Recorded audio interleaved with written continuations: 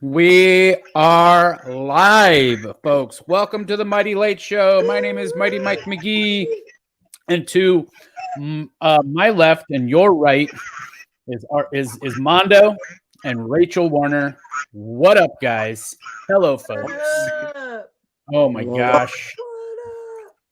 We don't usually do a show, but I was going to say, oh, wait, and the birthday boy joining us right now, folks. Give it up for Atu Walker. Happy birthday, Atu. Yo, what's up? Yeah. Your timing was kind of perfect, Atu. We are live and things are golden. Hey, before we get into anything, what's up? What is that noise in the background I'm hearing? There's a delay. It's his fryer. My air fryer. I'm cooking some potatoes. No. Right. It's a delay of our voices. I think it might be maybe. I don't know if it can't be Mondo's side because he's got headphones on. No. Maybe Rachel. No, because she's muted. Mondo, mute yourself really quick. So yeah, okay, it's Mondo. Yeah. It's Or maybe it's the echo of your own voices. I'm sorry. It's our voices coming through Mondo's speaker. Maybe I don't know. It's weird. It might be my speaker. Should I put my No, because when Mondo mutes, we don't hear it anymore. So, well, we got to the bottom of it. We know what's causing it. Good. So it's Mondo's fault. Which is I don't want Mondo to have to stay muted though. So I think don't stay muted, Mondo. I think that what we might need to do is wherever your audio is coming out of, Mondo, to hear us, just turn that down as much as you can till you can still hear it. Oh, I can do this. I can like this. Whoa. It sounded like you. I don't know. It sounded like you became like a springy superhero. Yeah, you sound you sound fine, Mondo. Yeah, it sounds a little better. Yeah, I don't hear it as much. Nowhere near as much. It sounds a lot better. What about now? Even there's definitely an echo, but I mean, it's better than it was. It doesn't sound so tinny. My headset. I just use one here. It's just weird that we can hear it so well, considering you have a headset on. It's okay. Don't worry about it. I don't want to dwell on it. Let's see. Okay, we got a couple of messages here. Domino. What's up, Domino? And then a corrected spelling of What about now? There we go. You sound great. Echo? You sound great. You like that. You sound great. Yeah. Cool. And then we got from Domino also, and that cute kid. I love him. I mean, who doesn't, right? Yeah, he's all super adorable. And then we got from Elisa C. Lindquist. Happy birthday, Atu. Yeah. Yo, thank you. Happy birthday, Atu. And then Like Domino says, I was born on a Tuesday. Well, actually, I'm very curious as to what day you were born on, Atu. Do you know? I was born on a Saturday, officially. Saturday? 1979. Yeah. You can look it up. Oh, I believe it. I believe it. There are some savants who can tell you exactly what day any date was in history and in the future. You know? Domino was born on a Tuesday. Apparently, yeah. I was born on a Monday. Rachel? Not sure what the day is, but I know I was born at 4:22 p.m. 4:22 p.m.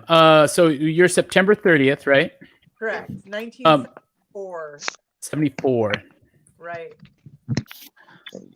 One of my favorite websites in the whole world is a website called timeanddate.com. And it's weird because I love date shit. I love that. It's not even numerology. It's more like just the fascination with how time moves. And you can find all sorts of things. You can find out exactly how many seconds, minutes, hours, days, between 493 minutes. Oh gosh! Wow! All right. Okay. Well, I guess your birthday's over. No, but in all seriousness, though, let's see. Domino says, "Look at you, beautiful people, on the eve I've been dreading." Yeah, I mean, that's why we're here. That's the only reason. There's two reasons we hung out tonight, and it was like one is horrible, It's a national election. And the other one is a great reason, and that's Atu's life, that he's alive, that he was born on this day, and we love him. And I know that everyone is sort of doom scrolling all the polls they can find and the results coming in. Yeah, I mean, I have stuff ready to go if I need to look up. Oh, Biden's up 209, B. What? Where are you seeing that? 209 to 112, B. Where are you seeing that? I'm looking at presidential results on Santa Clara County, but they also have this thing on Facebook. No, it's on Google. It's on Google. It's like right on Google's homepage as an election result. Well, I mean, California was a given, right? Oh. Nevada's very likely. I mean, they're going to give the West Coast to him, except for Alaska. Yeah, I mean, it's all planned. It's all panning out the way I expected it to. I was bummed out that I was really hoping McConnell and or Graham would not be reelected. I was really hoping one of those two would get knocked out.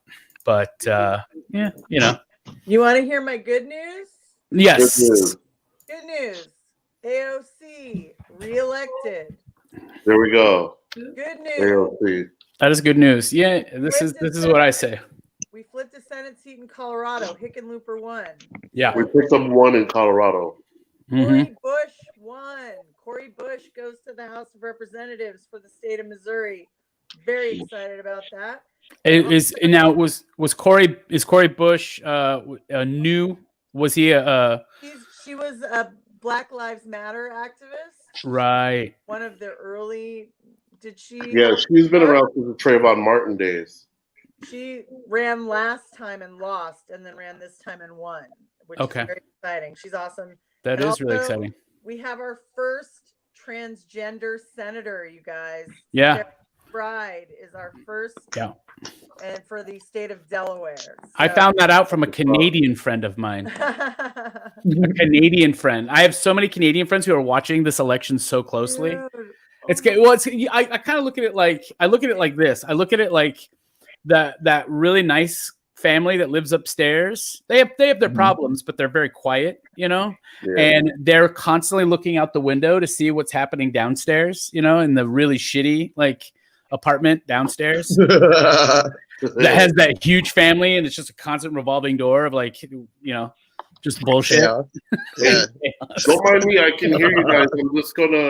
I'm gonna whip up some dinner. Say hi to my friend Liz. Hi. Oh, hi, Liz. How's it going? I like how you said that. Like, hey, here's a person you've never seen before. Say hi to my dear friend Liz, who you can't possibly know because she's mine. You know. Just give me a second. I'll be right back. We'll put Liz on. We can talk to her. Jeez. Are you hello during our show? Because that's awesome. Here live in effect with Chloe Dog. Chloe Dog. Yes. I vote. Chloe Dog gets my electoral votes. Yeah. Chloe Dog is cute. You win for cutest pup ever. Yeah. Well, as soon as go ahead, Rachel. I said I would vote. I would vote as cutest pup ever. You guys, I'm not gonna lie. I made some. I love shrimp ramen, right? I love it. Yeah, I love it. So I went to Cardenas to the deli, and I picked up a half a pound of shrimp. And Daniel N. Mart says hi, Liz, and so does Diane Solomon. Hi, Liz. Howdy, Liz. Miss you.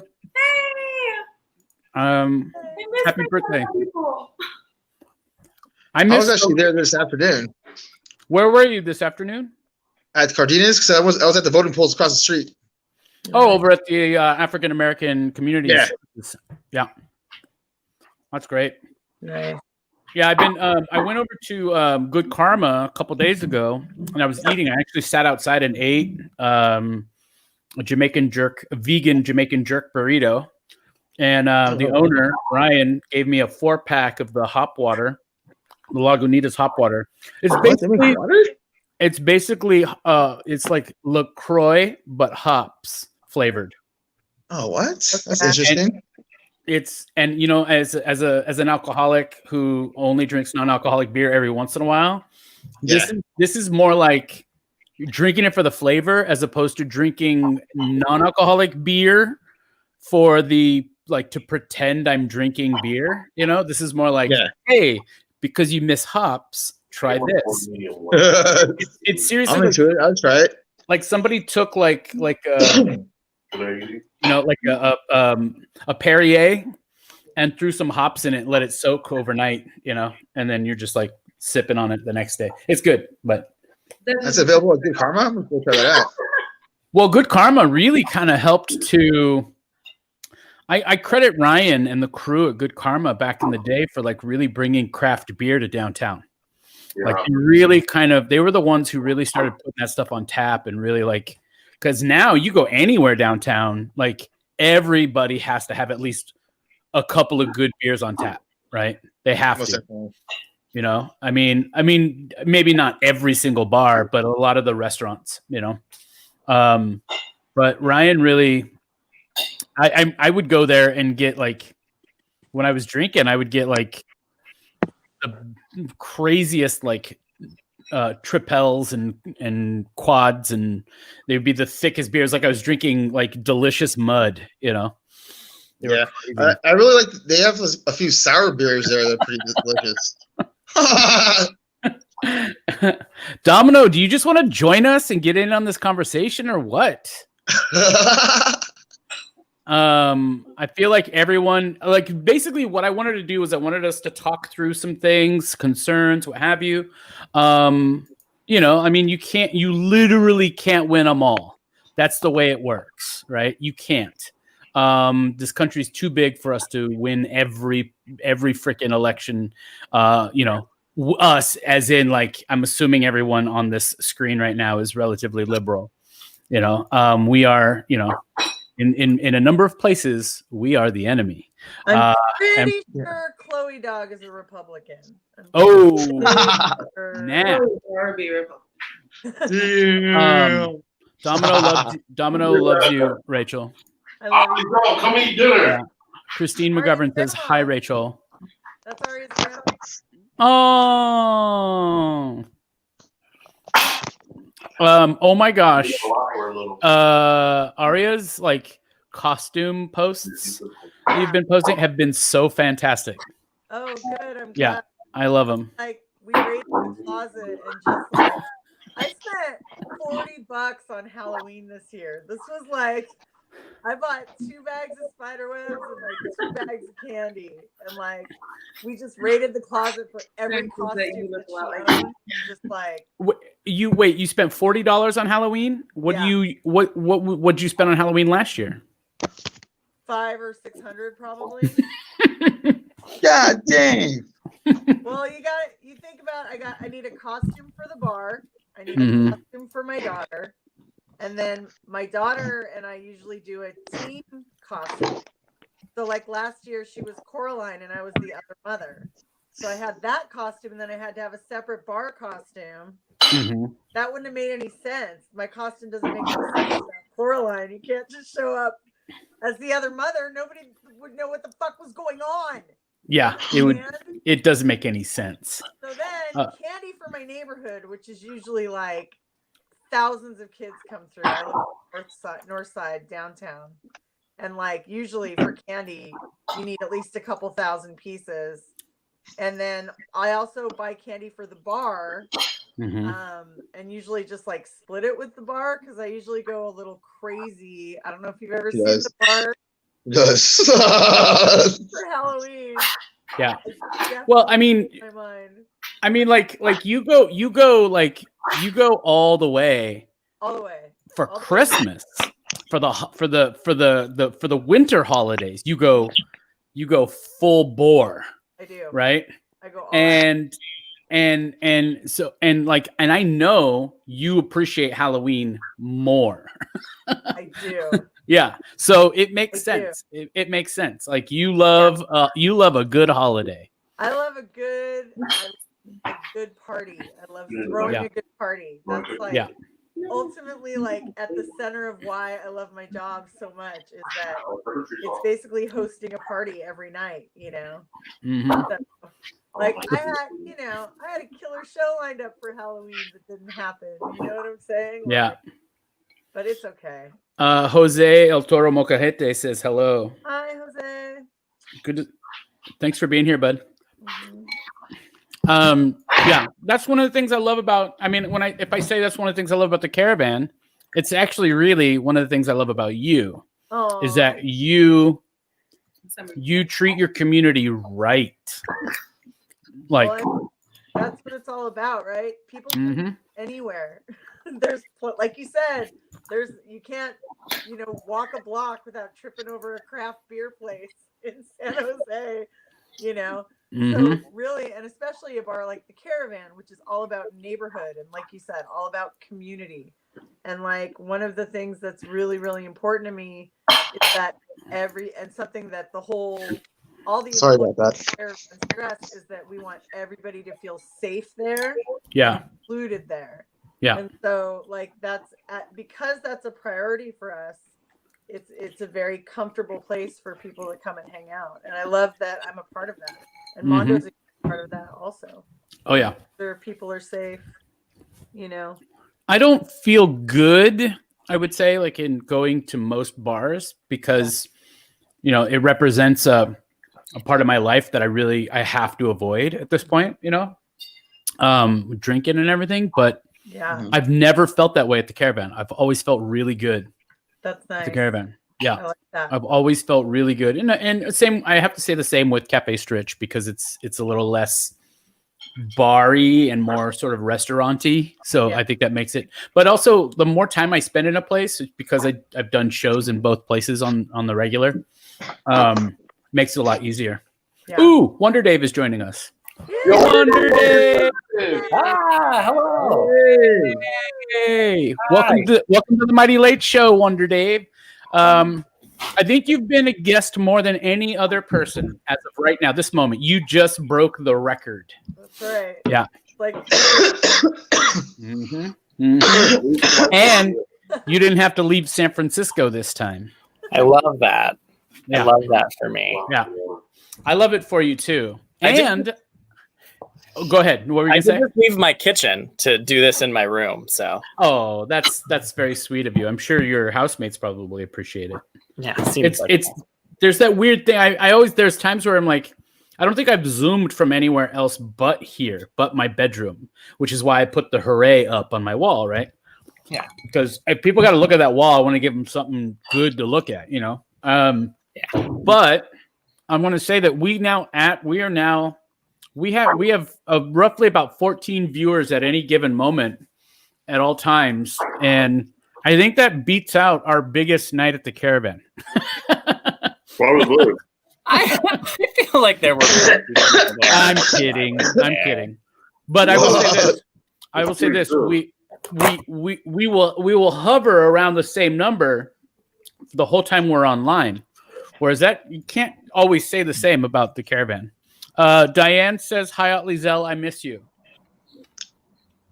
Otley Zell, Diane Solomon misses you. I miss you too. Oh, there I he miss is. you too. Look at him with this short hair. So short.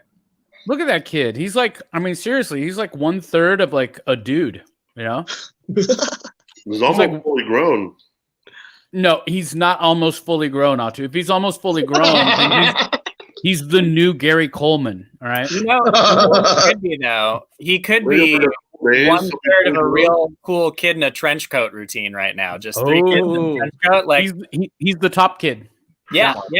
Andrew, you could have let that kid vote today. You could have just got 2 friends, and that kid could have voted. Yeah. I got ballots. Or another small friend, smallish. Yeah. I threw the other one in the garbage because I didn't want to be accused of voter fraud. It's fair. Oh my gosh. They always give black people for everything first. They always do what now?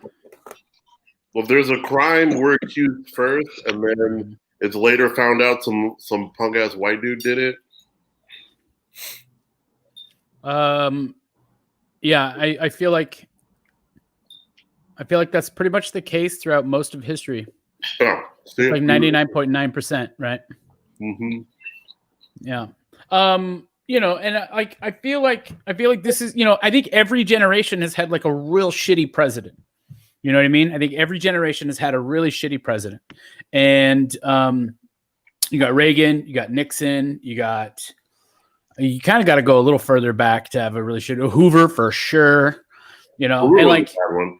Whoever was before Hoover was bad too. I mean, there's a few. There's Calvin Coolidge. There's Woodrow Wilson. He was bad. Ulysses S. Grant was pretty bad. He was full of corruption. Ulysses S. Grant was? Yeah, he was like, post. He was the guy who came up with the whole transcontinental railroad or whatever. Yeah, that's what I'm getting from the Wild Wild West movie.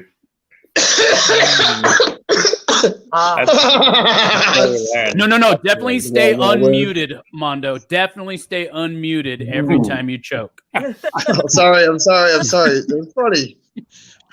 I love that movie. November 3rd, read backwards is 420. Nobody realizes that. What? For real? No. I was like, I think about it. I was like, what? No, that's it. True. Cynthia asked for Carter fans. I love Aaron Carter. I was thrilled when he beat Shaq. Thank you. Yeah. I saw John Carter in the theaters, and I don't know why people complained about it. I thought it was fantastic. Yeah, I mean, I didn't there's a number of things that are a problem with this country that started with Carter. I can't name them at this very moment because I don't really care. But I think that's when OPEC decided to start charging. Yeah. Hey, I don't know if you guys saw the news or not, but this is exciting political news on a political night. Sarah McBride just became the first trans person. Did you talk about this already? All right, good job. Yeah, good job. Mm-hmm. Way to go, Sarah McBride in Delaware. Congratulations on your state senator. I want Jimmy Carter. Yeah. Someone online said that they think that I don't remember who, unfortunately. It's just one of the many people I follow on Twitter. They said that they thought Jimmy Carter was the only good president because he spent all of his time post-presidency paying penance for his sins of being president. I thought that was a very interesting take on Jimmy Carter. I was like, you might not be wrong. You might not be wrong that that's what he's done post-presidency. I gotta say, I mean, the guy's 95. Jimmy Carter is now the oldest living president we've ever had. He edged out, is continuously edging out George H.W. Bush, who was older than him until he passed away. And then, that dude is still building houses for Habitat for Humanity at 95 years old. I don't think he's out there this minute doing it. I think he goes out there and people call up, the newspapers and media and say, hey, he's back out with a hammer. I mean, I can't imagine him lifting drywall, and putting it up. He still goes out and some of the bigger projects, like he's been out in New Orleans. He does a lot of international stuff too. Like anytime they start in a new place, he's a good mediator. Yeah. He's a good mediator. I mean, I here's my thing is that there's no one runs for high office and is going to be, totally benevolent. It's just not going to happen. Like a benevolent millionaire, Yeah. It's just never going to happen. It's just not going to happen. It's power and money corrupt beyond measure. I think that's why Ross Perot ran when he ran. Like Ross Perot is out to prove that it doesn't matter. Anybody can run for president. That guy was crazy. I love Ross Perot. He was insane. Yes. I voted for him in our school election when I was in 3rd grade. Hold on. Let me mark my bingo card because I was anticipating Atu talking about Ross Perot tonight, so that's cool. Atu runs a Ross Perot Stan Twitter account, actually. We never know what happened. Yeah. Brought America the big peanut business. He also runs Camp David was his thing, right? It's a place for David to go camping. I've been. glamping really. Oh Mm. God, I have to stop looking at the election. Oh, I'm not looking. You're Yeah. you're Yeah, neither am I. right now, Neither the am I. live stuff. I click over every once in a while. Mm-mm. Just what I'm doing is I'm actually reading because they're live, they're live posting. They're live posting stuff on NewYorkTimes.com. And so I'm reading that. And they're calling because they're going into like who's actually winning seats in the House of Representatives and the Senate. And so Last thing I'd looked at, we'd flipped one Senate seat Democratic, and and I also did see that Mitch McConnell hung on to his seat. Sorry for anyone watching who hadn't seen that. It's truly a horrible news. that was one of the earliest things they called. Was him taking. She's lost to him before. I don't think she was the right candidate, perhaps. Oh, for Mitch McConnell, I agree with you there. My mom said she was whiny. Well, you guys remember? Not anything against her personally. I just think that, people already said they didn't like her. I was like, well. Wonder Dave, haven't seen you in forever. Ransacked room. Cool. I've seen a ransacked room very recently. Still waiting for a day that the black children start calling Obama problematic. Well, you're gonna have to wait for his Vegas comedy. Already doing that. What'd you say, Atu? I said I know some hoteps that are already doing that. I mean, anytime don't know what hotep means. I'm aware. I know what it means. God damn it, Rachel. See that? No, I'm not looking, Rachel. I'm sure I don't know everything about hoteps, but I used to have a Tumblr, so Oh, there you go. Yeah.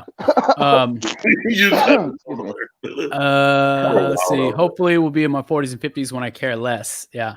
No, but I mean, like you can, I think anytime anybody says, like people who go like Obama, oh my God, heart Obama. They spell it with just hearts. They always then go, but the drones. It's always there's always that like. Well, I should at least admit, he did murder people. So, I mean, again, I don't think any president is ever going to come out unscathed. I don't think any president isn't going to succumb to the corruption that power provides. Stop looking, Rachel. It's just different colors and the same analysis. Someone take her phone away. Not looking, Rachel. None of us are willing to look. The goal for this, the reason I wanted us to get together and talk about stuff was so that we could talk,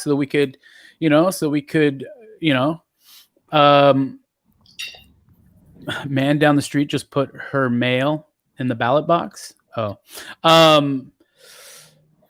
But I wanted us to be able to talk, and I wanted us to be able to bring a little bit of levity to the evening because we're likely going to go to sleep tonight without having complete answers. We'll have some idea of how things are going to lie, and I feel as though that there's a possibility we'll at least have some idea of where things are. Here's what makes me super happy is seeing that of the 45% of estimated votes reported, according to New York Times or nytimes.com, that California, again, only 45% of the estimated votes have been reported, but Biden is winning by 70%, or he's winning 70% to 28%. California, and that's a lovely number. That's a nice number. Good to know. Yeah. I don't even want to know. I actually think Lindsey Graham could lose, unlike Mitch McConnell. I think they called it for him. He won. He won. Yeah. God. He doesn't bother me as much as Mitch. Because he doesn't have the same amount of power that Mitch McConnell has. I think the important thing tonight is that Mitch McConnell is no longer majority Senate leader. Yeah. The Senate Majority Leader. We need four more. I did shout out. We have one. We need four more. We need 4 more. Mm-hmm. We need to. Well, we flip have one. We need correct? 3 more, right? We need. flip 4. So according to Ow, son of a gun. according to NY Times, the Senate is here. Let me refresh just to check, just to double check. 44 Senate is 44 Dem, 45 Republican. There's still Some open seats. there's still a number to include. That's including the ones that weren't already up for re-election this year. So, so Yeah. In I was gonna say, in more positive queer people representation news, Michelle Rayner is a member of the House of Representatives in Florida now. Everyone, she won. She's the first queer Black woman to win a seat in the House in Florida. So Yeah. Nice. There you go. That's what we Congrats. need. We need congrats that. to her. That's the kind of stuff we need. Like local elections. Like, does anybody want to run against Sam Liccardo? Right. Yeah, no. No, but I mean, Mike would say yes because I get behind that. KP wants to be mayor. I'd be down. That would be fun. A KP mayor. I'm with that. Yeah. Is my microphone working? Can you guys hear me? yeah, Okay. Let's push the You sound headset. great. I just wanna make sure. I'm going to use the potty. I'm going to be right back. To do. Oh, thanks for being here, Lisa. Appreciate it. thank you so much. I hope she doesn't need to do too much repression. Cynthia wants to join us. You want to send the links to Cynthia? Yeah, I'm doing that right now. Speaking of levity, I just bought this sweet shirt from Hot Topic, designed by fellow Comedio member Stephen Koo, because he won their t-shirt contest. Yay! Oh, that's dope. Steven, he was on a show last Wednesday. He won. He made that? Yeah, he made it. It was, I mean, they picked like a X number of designs, but he did make this one, and now I own it. Now I'm wearing my Rick and Morty shirt. Oh, I'm That's gonna great. get it now. You got That's to, great. yeah. Yeah. Wait, that's so dope. we can order those? Yeah, you can go to Hot Topic online. Yeah, That's I have never once bought a thing from Hot Topic. What? I Never. bought some ankle bracelets from there. Dude, Wow. fucking love Hot Topic. It was a gag gift. Like Hot Topic's the place you go to get gag gifts. Yeah. You know, you go The there. phrase "it was a gag gift" is only uttered, I would say 98% of the time, by people who realize they messed up on the thing they said prior. You know, Yeah. Hey guys, I bought some spicy lube. Ooh. It was a gag gift. It was a gag gift. Lube. Do they make Yeah. that? Why has a version I'm of sure. where I'm it's sure they like- do. It's cinnamon flavored or something. Don't do People it. make mistakes all the time. So That is there. Yeah. Yeah. Okay. Where is the thing? Oh, I'm sorry, Cynthia. I'm trying to get the invite. Hang on one second. Bam, bam, bam, bam, What I like bam. about the current election right now, though, is the turnout. We're seeing turnout in numbers of 70, 80% across the board. Mhm. Which that's what I'm liking to hear. It's like way better turnout than last election. Mm-hmm. Mhm.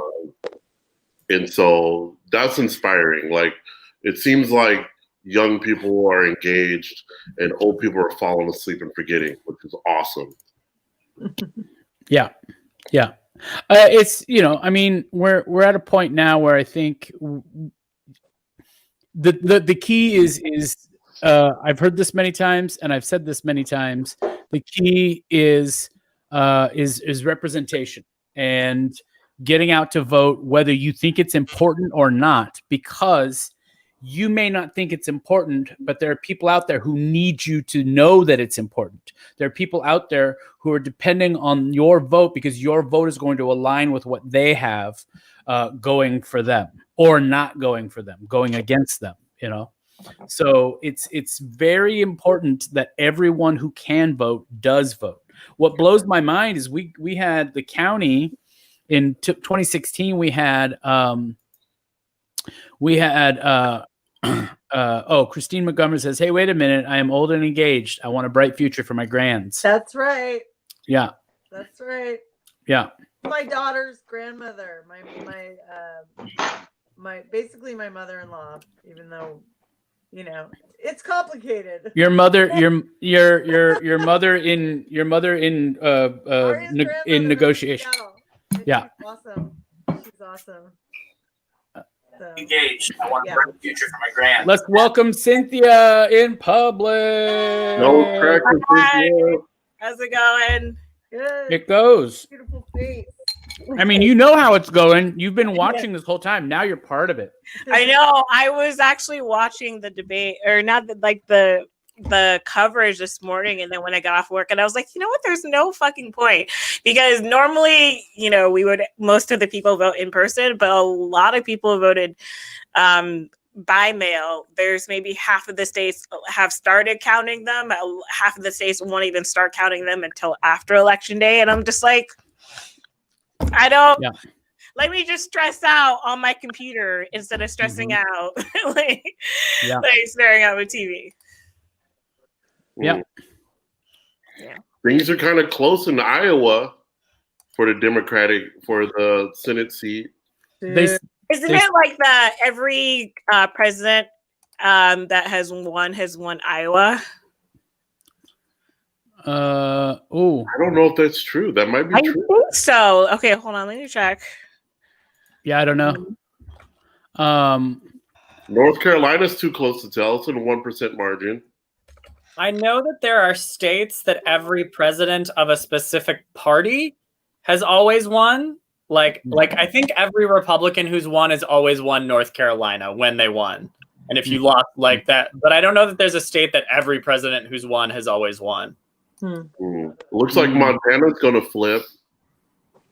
Looks like New Mexico's going to flip. Oh. Looks like Arizona's going to flip. They're calling New Mexico for Biden. But New Mexico has went to Obama each year, didn't it? Didn't Obama flip New Mexico in 2008 and 2012? Yeah, I'm looking at the Senate election results, and if we get New Mexico and we get Arizona, we get Montana and Iowa, then we get the majority. Something like that. Something along them lines. Nothing Michigan or Maine for it to flip, but South Carolina, North Carolina, it's close enough to flip too. But theirs says is 94% reporting. Yeah, that's what I'm seeing too. Yeah. But you know, I mean, it's we look, all of us is like on Rachel's level now. We're all in it. Like, we're looking at these results. I know. I was like, Thanks a lot, Rachel. But here's the thing: when you look at the splits per state, I mean, and even the popular vote right now, it's basically split in half. Everybody, I mean, obviously one side more than the other by a percentage point or 2 percentage points, but it's like it just shows, you know, they're both equal amounts of both types of people living in each state, and then half of them don't get represented, you know. It's just by their vote, you know, because the whole state flips blue or red, you know. Well, I think that's the thing. Like, I think that's the thing that the representatives got to stop doing. They got to stop going to their selected positions, and they got to start representing for everybody. You know, I think that's the problem with how Republicans do things, is they don't want to represent everybody. They only want to represent the people that give them money or have influence. I'll say hi to Aria. Hi. Do you see Ollie? Hi. Hi. Hey, Aria. You know what's the weirdest thing in the world? When a child eats in your ear. Child eating your, Weirdest? You think that's the I've been weirdest there. thing? I've been there. It's Hey, like Aria, what do you think about Donald How about? Trump? Whoa. Chaplain, come over here. Come on, Chaplain. Go in the room. Go in the room, Chaplain. I'm out. I know, Atu, I know you were saying the weirdest thing possible was, having a kid eat in your ear. Yeah. Try having a cat lick its butt in bed while you're trying to go to sleep. Yeah. That's rough because it's not only the sound, it's the knowledge and the aroma as well. It gets to you. Yeah. No, I'm glad you didn't mute, Mondo. That was good. We really. Sorry. God damn it. I'm gonna keep giving you shit for it too because I love you and you can do sorry. better. This whole country can do better. God damn it. What is it called? So Christine McGovern, officially speaking, depending on what state you're on, they actually don't start counting the ballots until after election day. Sometimes it takes a couple weeks. The official deadline to actually count the dates, I think federally, is and announce the winner is actually in early December.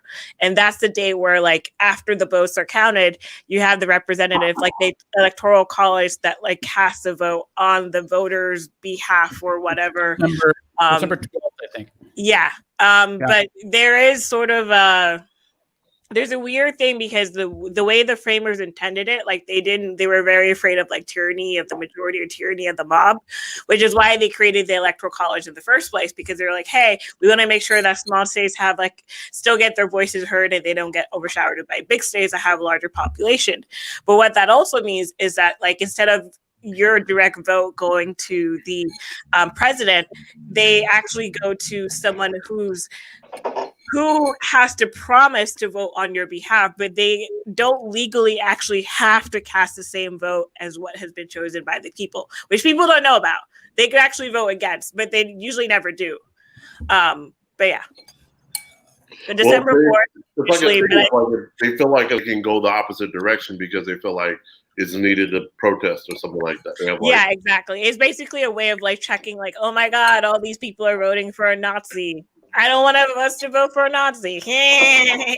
But pretty much, I would say we probably have to wait another week or two to actually get the final results.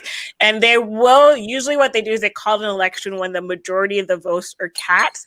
And that it kind of shows if there's more than a 5% difference or something, they're yeah, this person's going to win. Mm-hmm. Margin of error. Yes. Excuse me. I'm freaking out, man. Yeah.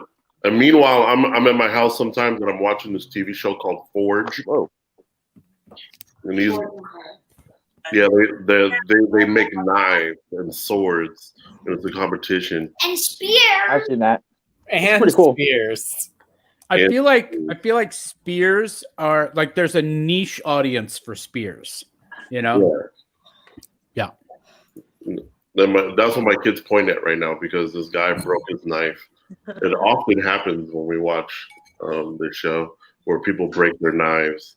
These muscle-bound dudes with no sleeves, and then they have America hats, and then it's very democratic in a way. I like the show is democratic in a way because if they break any of the rules, they're asked to immediately leave.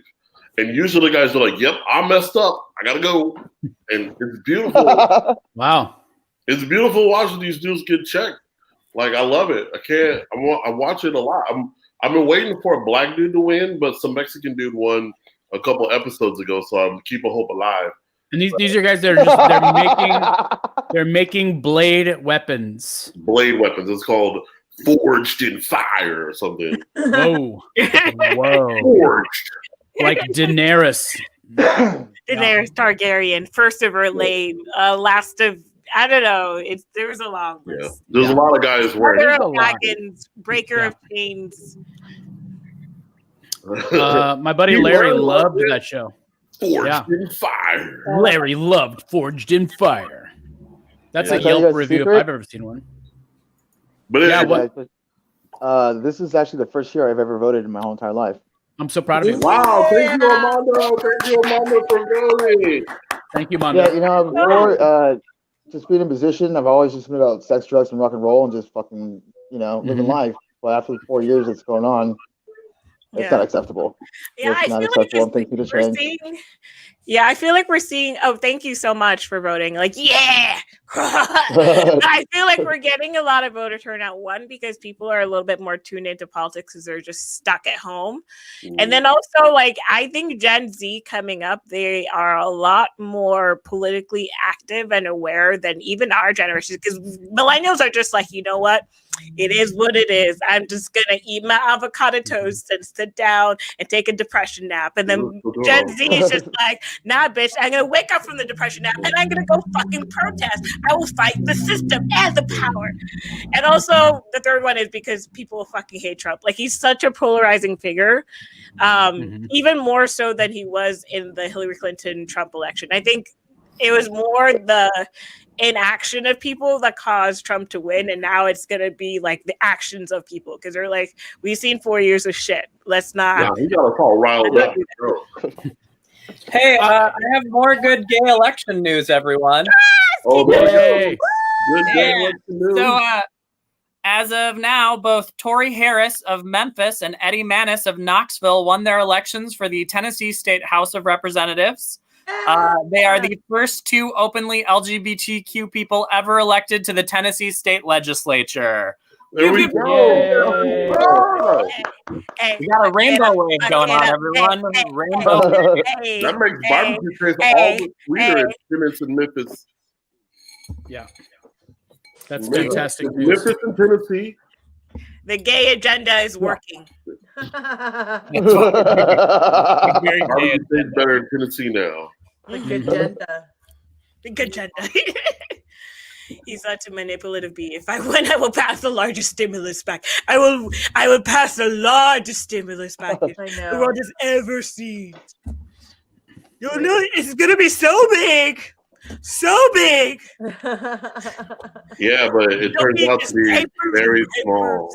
Very small. Like, I feel like when he gets the stimulus package, he'll do the same thing he did that one time where he just brings like a stack of papers and then news coffers. He's like, "This is the package." Okay, it's so big.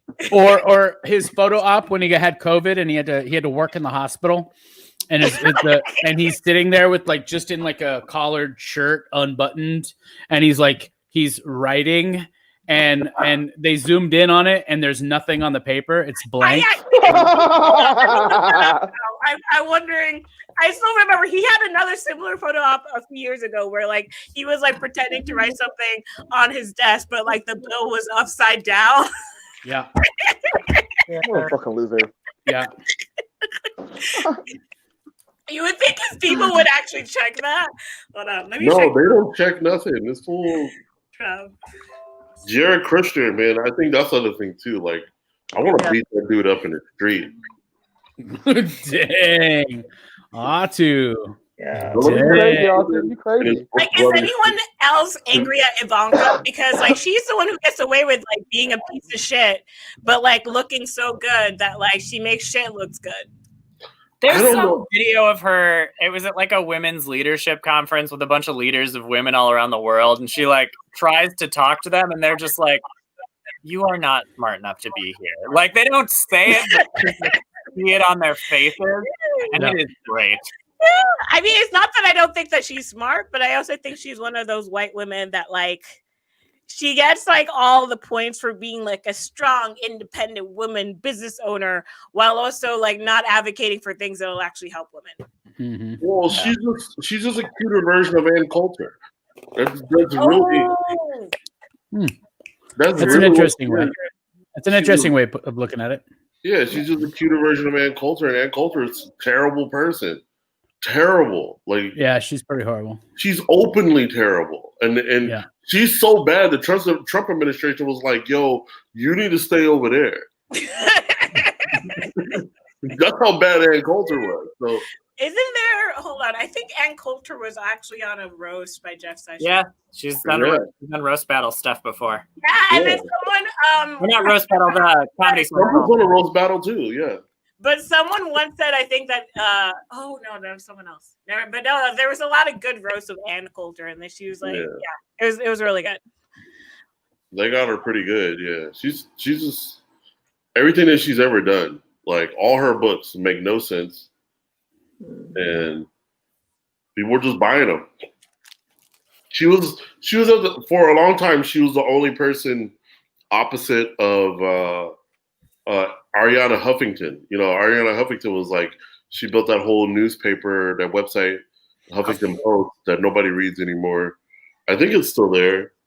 I think they've been pivoting a little bit more toward online video stuff. I feel like they're a little bit more of a they're kind of more like an online channel than they are a newspaper. Yeah, I kind of agree. I feel like their blogs are stronger than their news articles, and yeah. You guys like my new background? Yeah, it's beautiful. Because it's sunny. I gotta get curtains.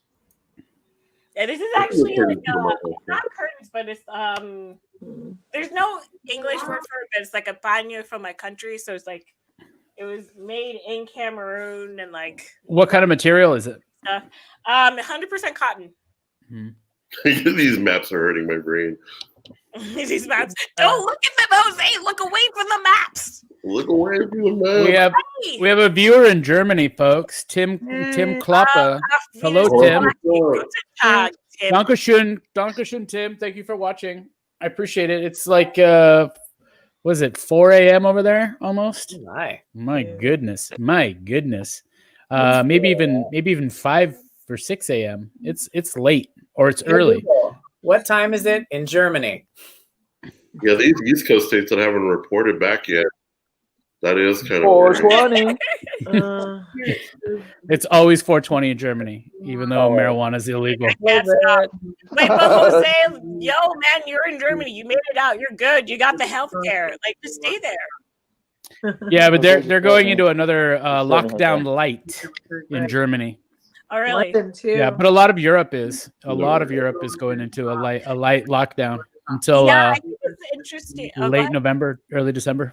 Yeah, I think it's interesting that I've been following like French, like a couple of French like artists and stuff. Like this one guy, he just makes like weird dance videos in public spaces, and I noticed a lot of people don't wear masks and don't really have social distancing, and I'm just like, are y'all just done with COVID? Like it just don't exist because y'all like the lockdown, right? Like what the fuck?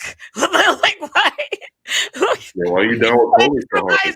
Like we literally could have been done with most of shelter in place if like the country had just shut down for like a couple. I will never forget the moment I realized this shit was gonna get crazy, and it was at Pier 402. Getting set up for the brand new open mic. It was our second night, and we had to tell everyone to go home, even though the place was packed. The place was packed with people, and it was the first moment of 2020 where I was like, "Oh shit!" I was on my way over there. Someone here might have COVID. I'm happy to know, but like I remember I went to the first one. I was like, "Yo, I'm the first Black woman to grace the stage," and then the second one just like I saw the post go up, and then I saw the cancellation. I was like, "Oh, okay." But what was I going to say? I actually realized because a month before, because I was watching. That's awesome. You were the Thank you, Tim. Sorry. He is pretty good. He's pretty good. He's very good. I appreciate that. I'll never forget. We were inside of he saw me perform inside of a castle. We were in the round cylinder part of the castle. They call it in Germany. They call it a term, and we were inside there. It was like 250 people crammed inside of a beautiful castle from the 1400s. I want to say. But I don't remember. But that was also the night that I got the whole crowd to go holla, because the name of the town is Halle. The name of the town is Halle, and and everyone looked at me like I was the dumbest person in the room, and I was with pride, as all Americans should go out into the world and be stupid. Show them what you've got. I just Or want what- to. I want to go out into the world as an American and just be eating a comically large sandwich wherever I go. That's what I want. I'm Big so glad you hoagie. said that. I had a big fat tuna sandwich today from Freshly Baked, which is one of the finest sandwich establishments in San Jose. Dave, next time you're in San Jose, we got to go get freshly baked sandwiches. But I found out today is National Sandwich Day, so I had a sandwich for National Sandwich Day. So now I'm gonna remember November 3rd from here on out. Holla holla. You wouldn't remember because it's my birthday? I mean, like it'll be National Sandwich Day with Atu. You hurt his feelings, Mike. Always. From here on out. Is Atu frozen? Are you frozen? Oh. I don't know. Okay. I don't know why. Damn. I thought you were just mad dogging me for a second there. Like you were that mad.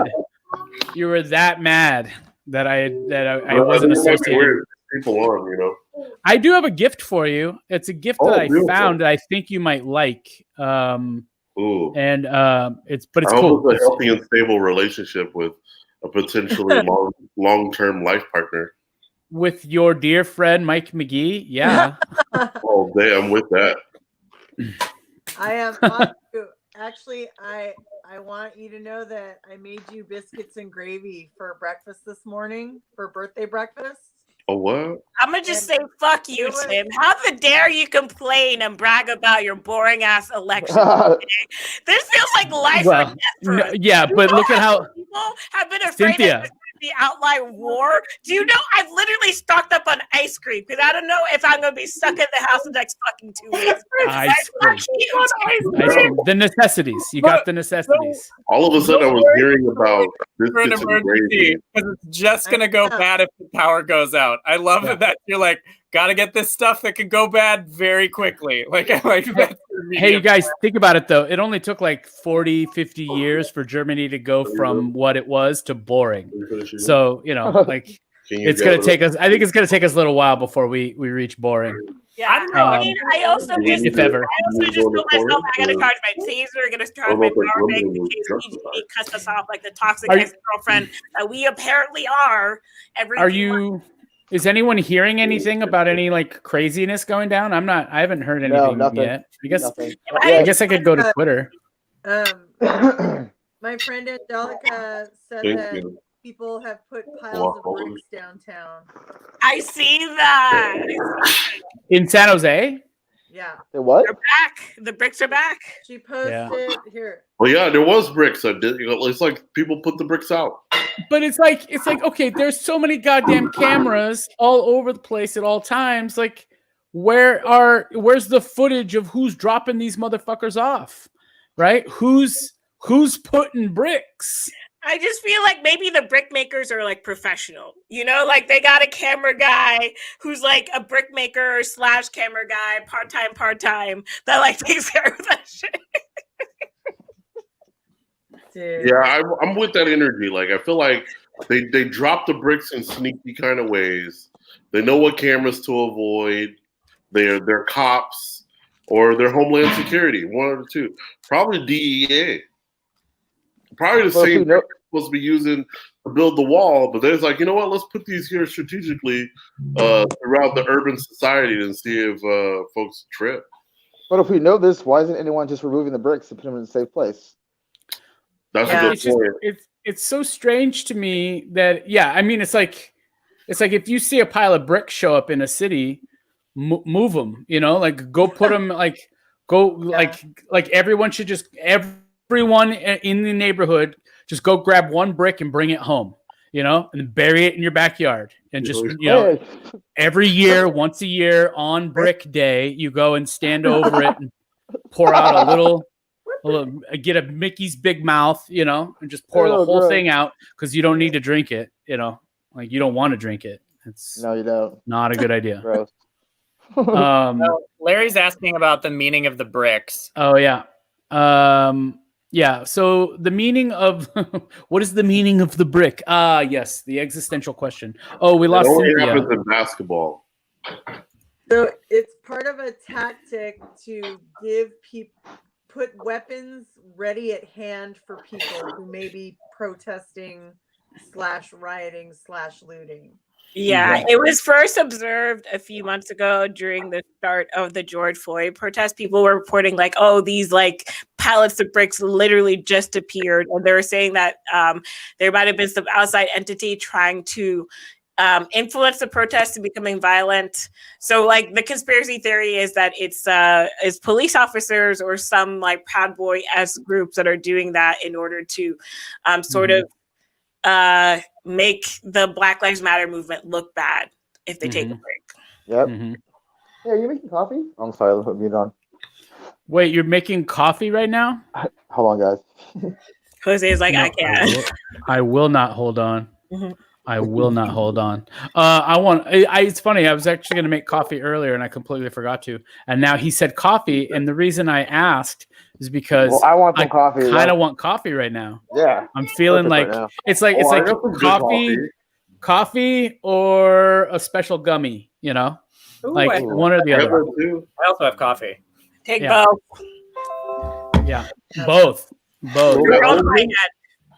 Both in sleepy time tea sounds good, actually. Ooh. Get up on some of that. I remember when my mom used to make that for me. Like, here, go to bed.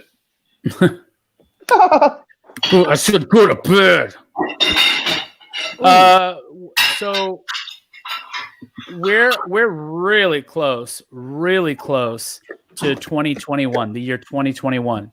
I want to hear I want to hear your plans for 2021, assuming, that COVID's going to ease up. I mean, here in Santa Clara County, where, there's the potential for us to move into the yellow tier. Wonder Dave, you live in San Francisco, which is in the yellow tier, has been in the yellow tier for some time now, hasn't it? Ooh, it's wavered back and forth on its levels of how open it wants to be. That sounds like me and my relationships. But what has that been like? What has it been like being in the being in a city that where you can, like, I'm assuming you can go into some bars, you can, there are things you can do. The real deal is I haven't gone into some bars because I don't want to dine indoors. And I don't particularly I don't like dining in a parklet under regular scenarios. Like, I just don't like sitting on the street and eating my food. Not a thing I find enjoyable personally. So I've just been getting a lot of takeout and delivery myself. I think I've eaten outside of a restaurant. I know I went to the Melt in downtown San Francisco and there was no one else there. And I'd ordered my food and sat down outside and I was like, no one's here. I will sit at this outside table. That will be fine. And then I feel like Christy and I literally just went another place and got something and I forget what it was. But it was a very similar situation where it was like, oh, there's like nobody here. I guess I will eat here. But yeah, I mean, like I can walk down. I live in the Lower Haight, so there's lots of like bars on Haight Street and stuff that I can walk past. There's usually people chilling out there. I don't know how comfortable I am with it personally, but I don't know. I booked a live comedy gig, 2 of them for this month, so I guess I'm going back to doing that. Okay, where's that at? I am doing the Alameda Comedy Club on November 11th, and then 20th, I will be doing the F-Bomb Comedy Show, which is at Alamant in San Francisco. And that one is interesting because the setup is you're doing comedy through there's a window that opens wide and like a little countertop. So you're like at that little window countertop doing comedy to the people who are dining in the parklet, like right outside. Yeah. So I was like, I guess that's safe. And the comedy club in Alameda has like gotten UV boxes for all their mics and are changing them out between people. And it's an outdoor patio show. So I'm looking forward to it. I did a drive-in show in Santa Cruz. Cynthia was there, where I, yelled my entire set at an audience of people in cars. It was very fun, as I do. So shout out to the couple having sex. Yeah, there was a couple going at it at the drive-in. Really? Pretty Really? sure. I don't Did know if they they were having meet- sex, but they were definitely making out. Wow. Whoa. Did they meet there? I mean, I don't know. Maybe they just were at that parking garage, and that's their normal spot, and they were surprised by a comedy show. You know, Yeah. that's what happens in coffee shops and bars across the world. Why not a parking lot? I get it. Larry says that he's still uncomfortable. His church is going back to modify in-person church, but I think I will still choose the Zoom option. I don't blame you. I think if if you're concerned or if you're immunocompromised in any way, it doesn't sound. My whole thing is COVID doesn't sound fun. And so the less fun something sounds, the less likely I want to do it. Like 4 more years of Trump, it doesn't sound fun. My aunt and my cousin got COVID-19. Yeah. Yeah, but they didn't tell us. They didn't tell us until they got better because they didn't want to worry the family. I was like, God damn it, you can't be doing that. That's a weird way to handle that. Yeah, right. And close family got COVID, and it's serious and it's scary. Yeah. I mean, a lot of my friends and family have avoided not getting it, and I hear stories like a third or fourth party and stuff like that. We've had COVID scares at work. At my job, we've had a couple people that have had it. I've had a couple people had it at my site. And we've had to shut down and do things a little differently. My boss's wife got COVID. And one of my coworkers goes, that's as close as it's gotten to me. But I hear everyone around you who work in, if it was to let up, I think the let up is really going to be, I don't think COVID's going anywhere. I just think it's just going to be like COVID light. It's going to be like Diet Coke version of COVID. It's going to get it's an endemic at this point. Yeah. It'll become one of those I actually want to pull up some facts about that. It's you guys can keep going. I'm just gonna, because I did see something about how there's a county in Oakland that literally has COVID rates so bad it's one of the highest in the nation. A county in Oakland? County, for sure, yeah. Alameda County is the highest in the nation right now, yeah. Which one? Alameda County. Not Alameda. They said it was like, or maybe it is Alameda. Hold Oakland is in Alameda County, yeah. It was Alameda. Sorry, it was like, not even a county. It's like a. Let me find what I want, and then I will try to explain myself. Alameda County has the highest rate per capita right now, I think. Well, I'm going to go do comedy there. Nice. Outside. But I'm also like, who? What happened? No. Oh, there's just like, I don't know. I think somebody's making dishes. That's my son washing dishes. If you see him right here, that's him. He's supposed to be gently washing dishes. I have a housemate. I mean, no joke. Every time they do dishes, I think there's a sound that they make with the dishes where it's literally like how hard can I slam this against the sink before it breaks without breaking it? Maybe I can put him on mute. Hey, son. Boop. Boop. Boop. Muted. I want to hear about plans. That's sad. This is. Are we sad. talking about plans still? Yeah, I want to know. So. I want to know what you because this has changed our lives. COVID, so much of what's happened this year has changed our lives. What has changed? What are you no longer doing that you now don't think you'll ever do again? What have you sort of what practices, what things are you you don't think you'll ever go to another movie theater? I mean, I probably went once a month anyway, just to see a movie inside a theater kind of thing. There's something about the surround sound. There's something about seeing a well-anticipated movie in a theater. But with the way television is now and streaming services and all that different type of stuff, it just, to me, it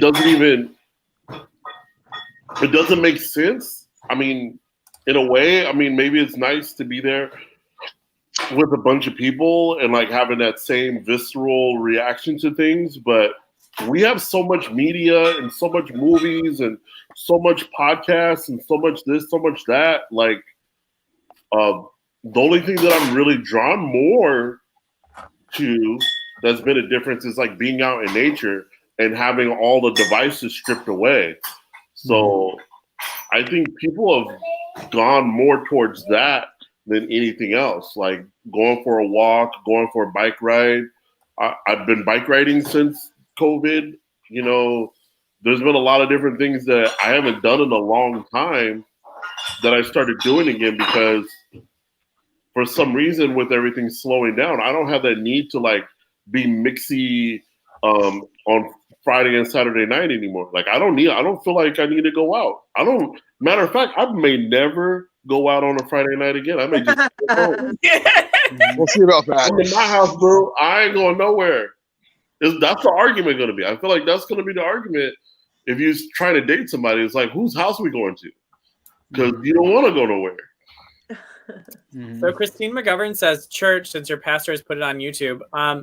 I've gone to, so the church I go to, they do a podcast of the main chunk of the sermon, which is what I've been listening to because I've been working on Sundays. And then they live stream it. I mean, I could watch the live stream later, I guess, but it's just so much, I like the podcast so much more than watching a live stream. Mm-hmm. But I can see a bunch of people switching over to just live stream church instead of going to it in person. That wouldn't surprise me. Mm-hmm. Yeah, it's a new day and age. I don't know. I think the main thing, I don't think I ever want to go to work sick again. Like, you know how you're like, you got the sniffles, you're like, no, I gotta get it done. I think especially the pause now, is like, I'm just much more cognizant of just like, you know what? I mean, even when I was going to work sick, I was like, don't touch me, I'm sick. And I always stayed away from sick people. But now I'm like, you know what? There's just no, like, my life isn't really worth capitalism at this point. Yeah. Right. I mean, I think I'm gonna take it slow, like in terms of like phasing back in, like going to the movies and being in like crowded spaces. I mean, it probably won't be super comfortable with that until first a vaccine and then sort of like, you know, like a few months after that. But I don't know. I think I don't know how much is going to change of my life in terms of how I was before, but it just makes me value health a lot more. Mm-hmm. I'm with that energy.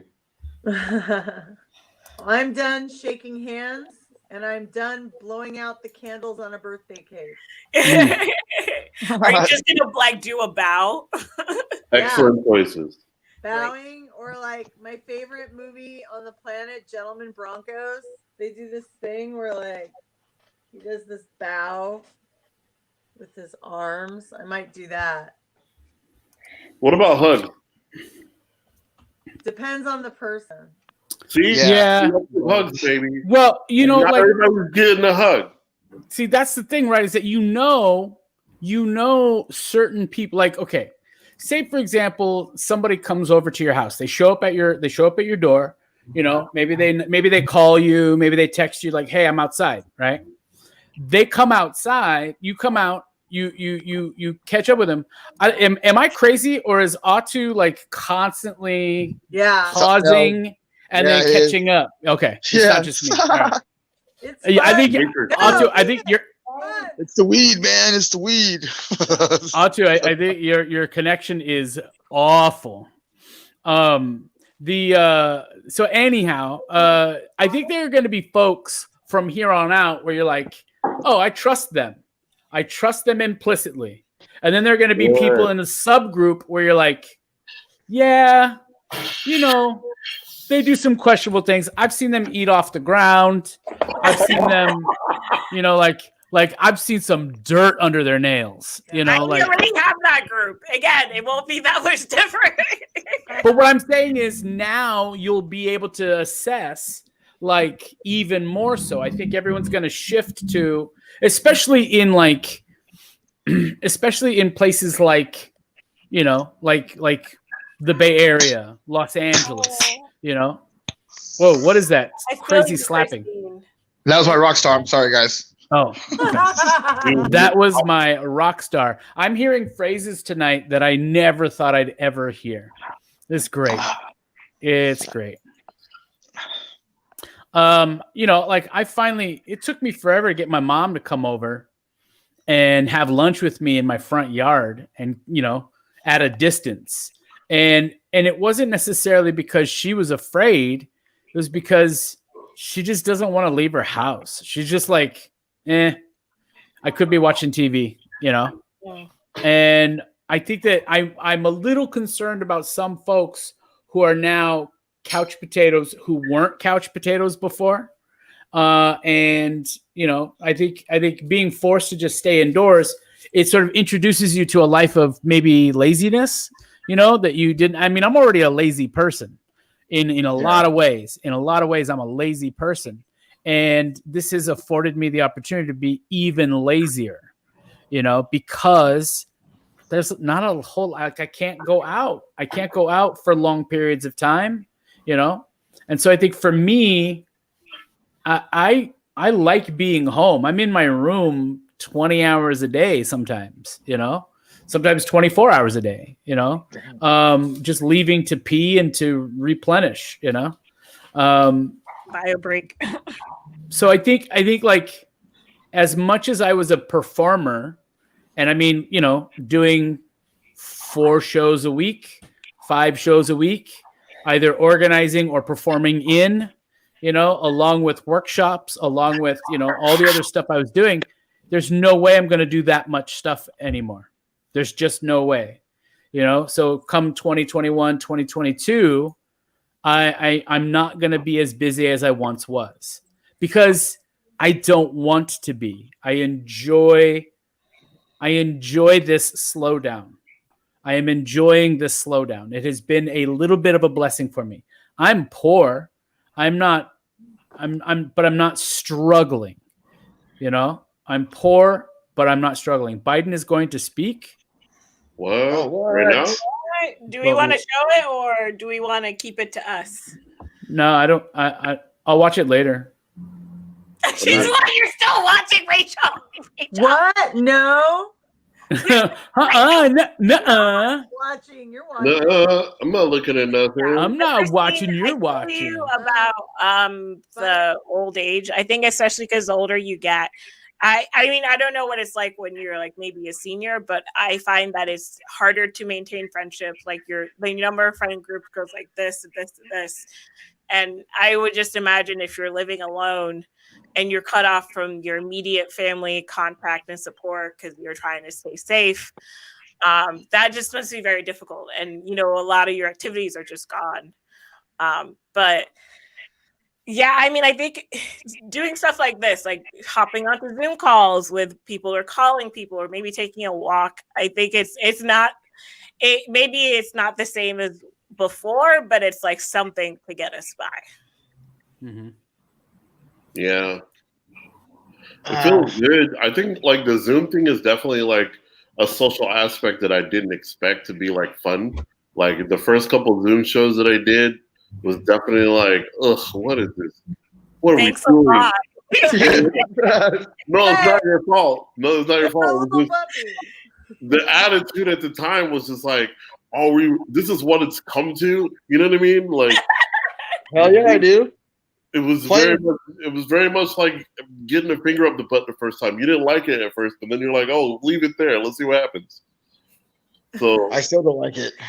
No, to me, like, you know what? To me, the funniest thing was like when everyone was starting out, it's like, it's not real comedy. It's not real comedy. And you saw the jurors like denouncing it. And then like in, what was it? Like in April or May when they extended the shelter in place, people were just like, hey, I want to hop on some Zoom calls. Like, hey, I have 2 years experience. Like, yeah.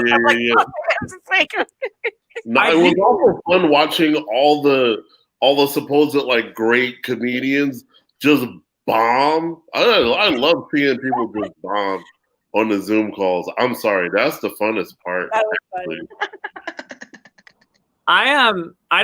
This is a thing that I think is going to stay. I think there's still going to be Zoom shows and stuff like that, or regular comedy shows getting pushed to Zoom. Yeah. I mean, obviously there was some live streaming, but I definitely think that running events going forward, a big portion of event running is going to be live streaming the event that you're running.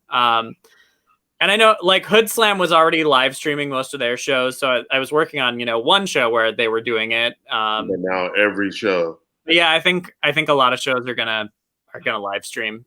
You're gonna have to in order to like even get yourself out there, because like that's how people know about your show. Yeah. It's depressing. Yeah. I also I will say like because I've run shows. I'd say I actually kind of like for Literary Pop my literary show. I actually kind of like it on Zoom. I think it functions maybe better there than it has anywhere else because it's very podcasty anyway. So. Well, me and Mike, that's the same thing we talked about with the Mighty Late shows. Like once we started doing it on Zoom, it was like we were looking at, well, what other options are there? And then this seems to be like the perfect setup for us. Like the Mighty Late show, for all intents and purposes, it was like we did the performances and conversation, but the conversation and the playing games part were the funnest part of the show, and we've been able to do that on this platform very easily. And so, and if people could tune in and we could share it, and he's dropping it on YouTube Live right now, right? So it's like you get to hit multiple platforms at the same time, and like, who would have known StreamYard existed or Zoom existed or Twitch? I want to like go on Twitch too. Like there's plenty of room and space to put the Caravan show and do it live on Twitch every night. And people could tune into it and just check it out. Like once we get the venue back, we don't even have to have audience there.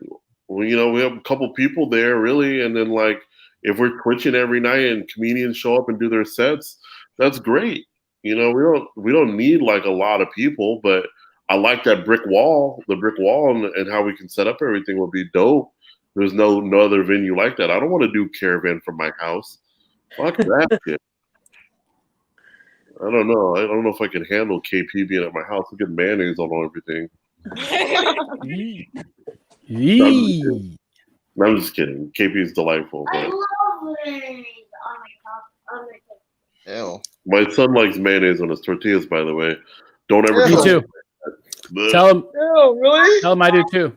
You're like the best thing in the world. he likes aioli too, I guess. Ugh. Aioli's good though. Aioli. I used to make garlic aioli when I worked at Whole Foods. What are you gonna say, Armando?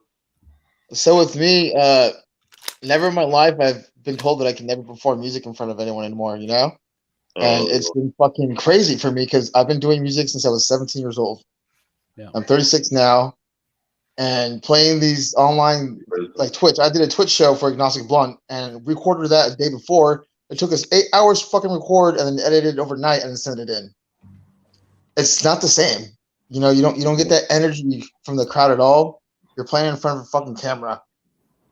I think that's why I think you just have to get really creative, because I think that was the reason I made my show a heckle show instead of like a stand-up perform show, because I've noticed that for a lot of other comedy shows where people are just talking for like 10, 12 minutes, the crowd can get lost, right?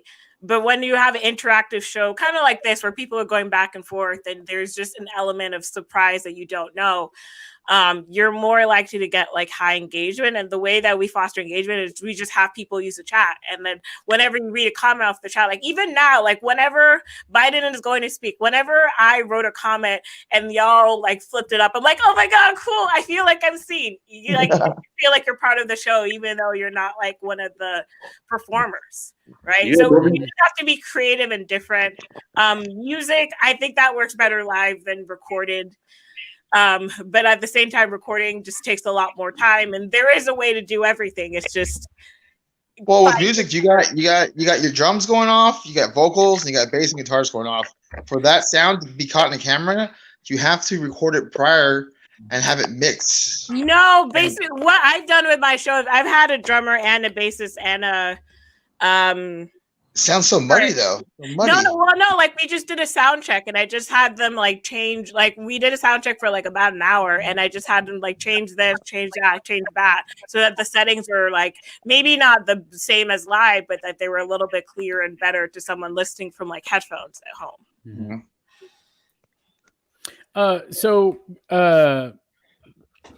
Question. What is that, Rachel? Wait, Pornhub. Are you showing more of this? Rachel, stop it. Put it down. She No. Oh, yeah, she won. You got reelected, Yeah. right? a lot of Yeah. our- Question, because I have an open mic that I do that is invite only. Anyone can be invited as long as they tell me they want to go. But I don't promote it. I don't put it out there. Most people don't know about it unless I happen to mention it. There's about 130 people on my email list to invite to that open mic. And I get probably about, I would say about a 30-40% turnout for it, maybe 25% turnout for it. And which is nice, which is good considering that everyone's on YouTube at some point during the week anyway. So not YouTube, sorry, Zoom. So it's kind of amazing that anyone, even wants to show up to another Zoom event. But it's a mixed open mic and I never get musicians. I never get musicians. I'd say on that list, I would say at least a third of them are musicians. Maybe a quarter of them are musicians and they never show up. The poets always show up. A couple of comedians show up, but musicians never show up to the open mic. And so I'm curious to, Mondo, like, do you know any musicians who go to online open mics and perform? I've never heard of that for musicians. That's a new one for me. And which is mind blowing to me because the only musicians I know of doing anything online, are promoting the shit out of it. And I feel like there are hardly and like Sakura, Ren Gasek. She does a lot of stuff. She's more of like a soul jazz singer.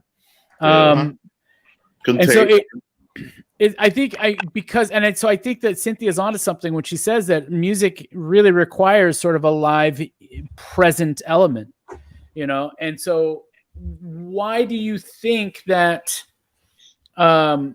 Why do you think that musicians aren't doing more things online? I mean, Rachel, it could be a couple reasons. The whole instrument issue is a big thing. Having your amps run through and having that muddy sound is very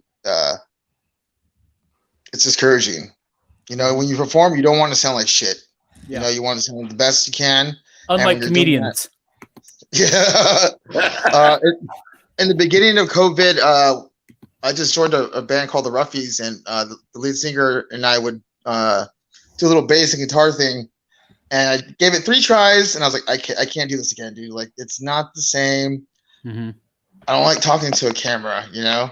And having to read a chat too is freaking pretty difficult while you're trying to perform as well, Have a good one. Bye, Christine. Thank you for joining us. And yeah, I mean, I think I would still say it's similar to a lot of comedians, the struggle of just like, it's not the same. And I think it's like, yeah, it's not the same. And then you just kind of have to be like, okay, how can I make it sound as good as it can? Because you can't recreate the same experience that you would get being in person with a live audience, but you still need to create some sort of experience that like gets them, right? So maybe you can't do like a 30-minute set with like a wind up and wind down. Maybe you have to go straight for the punch and it has to be 5 or 10 minutes, but then you get there. Like I've seen some musicians like do it and they do it well. It's just there's work that they do beforehand to make sure that it comes across well. And they might just like talk to the crowd a little bit more. They might actually do like a cipher with the crowd of like, give me a word, type it in the chat or say it out loud. You know, it's like, I mean, it's like I'm not going to force you. Like if you don't really like it or you don't feel, I think streaming works better for a lot of somebody. Yeah, that's true. Streaming works a lot. And what Jose mentioned, that the number one reason is the sound quality, Mike. It's the sound quality is very discouraging for us. Yeah, but again, like you just basically just like you can record yourself or have someone like you can have someone call you or like go on a Zoom stream and then listen to hear, okay, how does this sound on your end? How does this sound? And then tweak your settings so that you have the same settings whenever you're streaming. And so what we did for our Twitch show, we had it set up in a nice place. We had a guy come in from LA to do our sound, and he recorded. He mic'd us all up and recorded us. And what we did 3 tracks at a time, and then we review it. And then when we were done with that, he took it back to his home. He mastered it, mixed it, and then sent us the final copy. So when you guys are watching it, the video is just being synced up with the sound through quantizing, which is I don't know if you're familiar with that term, but I'm not really 100% sure what it is, but it just syncs up the audio to the video, but it's not really what's playing live. You get what I mean? You know, it's different. It's like an approximate. But it sounds amazing. It's on YouTube right now. If you guys look it up, it's sound quality is fucking awesome. I was so proud of it. I was like, holy shit, I sound amazing, and you can hear everything so well, but that's not going to happen if you guys just set up your amps and press record. No way that's going to happen. Right. Yeah, Brian Sisko was saying it sounds better when it's like you have a singer and their instrument, and that's it. Like if you have it there, it's just the singer and instrument. Like I saw a really great performance by Alicia Keys, where the one she did with For All the Teachers. A friend of mine was involved in that, and like she got a bunch of teachers on a Zoom call, and then she sang right there to them, and she had the piano and whatever else, and did the whole thing, and it was like, you know, a lot of people got to experience that. It was emotional. There was a lot of things happening across the board, but you could do that with like a single instrument. I think, like if you got your guitar or whatever, or your saxophone or whatnot, but you can't. It will be hard to sync it up with the band, not unless everybody's on that separate channel. And does it even sound good? What happens when you get the little thing where someone freezes for a second? Like music is all about that timing, you know. And Happy birthday, Mr. Walker. Oh, I thank you. think it's a little bit of a different beast now than it was at the beginning of COVID, because more bands are playing together. They're not trying to stream from 7 or 8 different locations and put a show together. And there are lots of bands that are doing streaming, and the ones that are more successful at it are the ones that were already, you know, kind of tech savvy, already kind of had their fingers in those pies. One band in particular who right away had it all, sound and video quality and everything, the Roxy Gun Project out of Las Vegas. They were like just a really good model of how to do it, you know. And but yeah, there's lots of them out there doing it, you know. And just like every single artist I know, musicians are trying to adjust with the times, you know. Well, the good place to do music, they said, because there's not as much latency issues as Twitch. That's why a lot of people are using Twitch for doing shows in general, is because there's not as many latency problems. It's very smooth.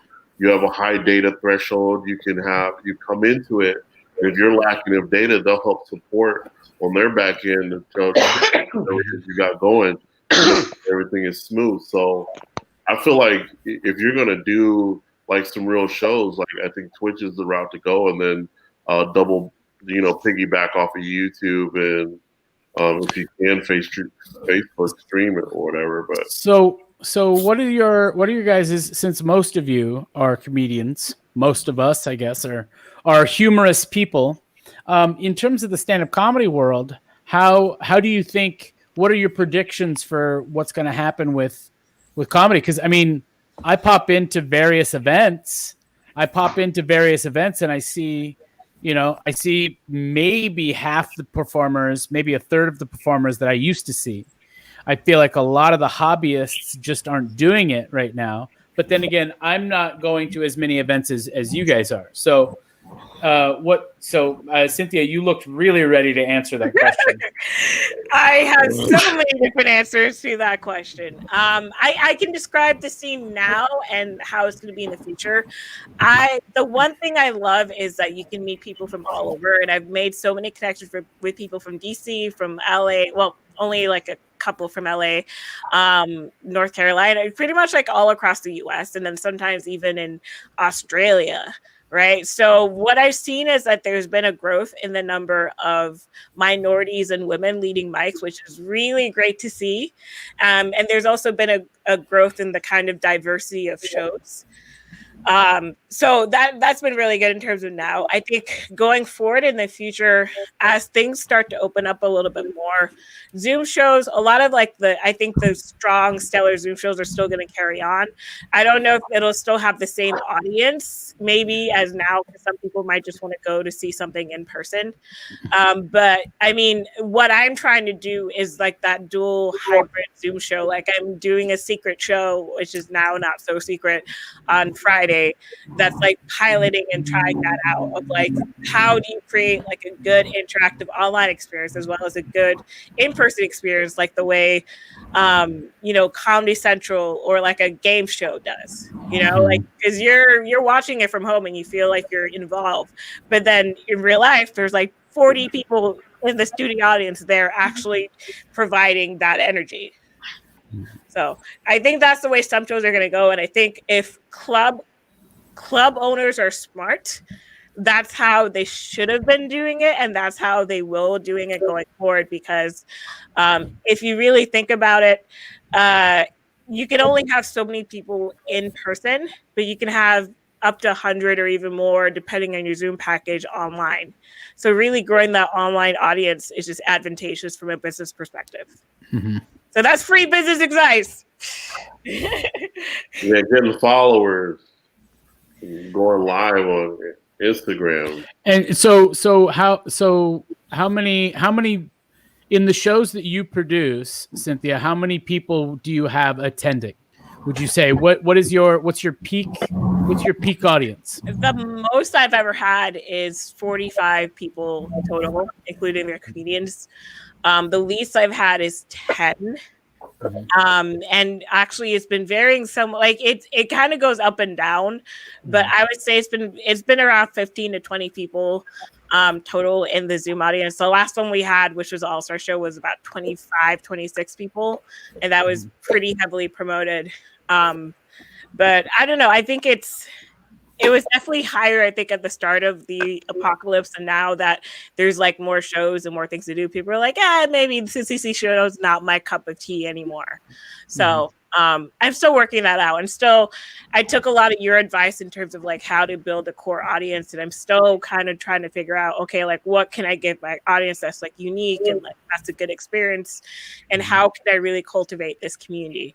But I think the great thing is I think we're cultivating the community also among the comedians, which I really loved, because I've had a lot of good feedback of people saying, I love being on the show. It's been great to kind of get to know other people and talk to them rather than just seeing you at a show, seeing you perform, and then logging off. So, yeah. Atu, what have your audiences been like? We've been seeing like 20, like every show, like every other show is like 20 to 25. I think the last show probably had the lowest numbers, but that's because I really didn't have any comics on and no one wanted to argue with me. I thought like I would get like a bunch of people wanting to like get online and start scrapping and stuff, but like I misjudged that entirely. But I'm not mad either, because we actually had a pretty good discussion. It was very similar to what we're doing right now. Like it was a very healthy discussion. I did a bait and switch. I was trying to see if people want to argue with me about politics, and then like I flipped it on them, and it did. And people didn't want to argue, so we end up talking about what we really want to see in the next election and what we want to see how we want to see our world. And so I appreciated that conversation because we're more like-minded than people like to say. Like if you actually talk about the core issues, stuff that really matters, like this Republican Democrat stuff kind of fades away pretty quickly, in my opinion. I think all that stuff is just kind of grandstanding. If you talk to any real person about what they really want in terms of what we want in our civic world, I think the reality of it is that that's what we want. But I don't think I'm answering your question at all. Well, I think I was asking about your audience, what your audience is like, but yeah. But, I mean, they've been good. I feel like when like you were saying about how we're everyone is a lot more like-minded than we realize. And I think that what we see in the media and what we see on television, what we see on online, is that we're zoomed out. We're trying to take a snapshot of 330 million people, and that's not how life works. No. When you zoom in, when you zoom out, it's red and it's blue, right? But it's really actually purple. Like this whole country is just a big old purple splotch. And then maybe there are places that are way more reddish than others, but it's like to say that any one state is solid red is pretty silly, I mean, look at the results now, like it's we all can agree systemic racism is probably the biggest problem, and that's probably the biggest driver in this whole process, and we continue not to acknowledge it in the country or address it. Yeah. And we know it's the problem. Even they know it's the problem. Even themselves wanting to be superior in a sense, it's got to be exhausting levels of work you got to do on a daily basis to be hating people like that. Mm-hmm. Like I can't imagine all the time they would spend being online, all the trolling that they do, all the showing up and buying up the flags and wearing Trump shirts and not wearing socks with flip-flops, but also wearing socks with flip-flops. I don't know. Like it seems to be a lot of exhausting work that goes into like hating people that much, all the robes you have to wear and secret meetings you have to go to as white people. Like I don't know what that life is like, but it's got to be exhausting. So to me, it's just the thing is like, what's easier, get along with your neighbor or like continue that behavior? And I'm like, let's try and get along with our neighbors, dude. Like you live on the same block, you go to the same grocery store. Why be mad every time you see them? Oh, these Mexicans buying up all the food. No, it's the people who live here buying food. Yeah, no, I mean, I think I agree with that, but I also think that it's more subliminal, or it's more hidden than that, right? Because you can get along fine with your neighbor and you like maybe you have him over every once in a while for dinner, but then you're still gonna vote for Republican to like maybe deport their asses or some shit because you think that they came here illegally even though they don't. Because it's the same way that racism works, right? Because you can meet someone that you really like and they're a really nice person, and then they just say something one day that you're just like, really? You're like, good. Like, oh, now I got to stop talking to you. And then, like, it's just, and I think that's it. Like, it's, yes, I definitely think we should get along with people, but I think it's also, there needs to be a reconciliation, kind of like what you mentioned before, that there is a problem, right? Because if you think that you're just a very nice person, a very nice Christian woman, man, blah, blah, blah, who sees everyone as equal, but you really don't, and you don't recognize your problematic behaviors when they do emerge, and you instead try to be defensive, then you're not actually changing. You're on the wrong side of the situation, right? It's the whole thing of like, it's not enough to just not be racist. You have to be actively anti-racist. And I think that's the energy that we need moving forward. It can't just be, oh, let's not talk about race. It doesn't matter. It's like, it like me getting to know you as a person is important, and your race is a part of you, but it's not all of you. That should be the conversation, Mm-hmm. Yeah. how often do you find yourselves saying, I can't be around this person anymore? It's happened. It's like at least once a month or once every other month. Very often with me. I think it's slowed down because I've been actively trying to just surround myself with people that it's sorry to say, but like agree with me because I think we had this conversation last time. I'm just like, on one hand, I want to educate and I want to help and I want to bring people in. On the other hand, it's like it's just mentally fucking exhausting. Like I did that 6-part series on racism. Wonder Day was a part of it, but I literally had to take a break every 2 weeks because it was an hour and a half, sometimes like 2.5 hours of talking about race, talking about how, like, you know, like white women or white men and racism, talking about like the model minority complex and how there could be privilege and also oppression between different people of color, talking about the intricacies of like Indian American racism and like global racism. Like it was just like literally just a nonstop talk. And it was like, I was having trouble sleeping and it was just hard to talk about that. And I was just like, you know what? I want to do this work, but I also don't want to bring this into my everyday life because I can't be calling a friend and they say some shit like, why do Black people do this? And then spend 30 to 40 minutes explaining this concept when all I wanted to do was ask her about her new puppy.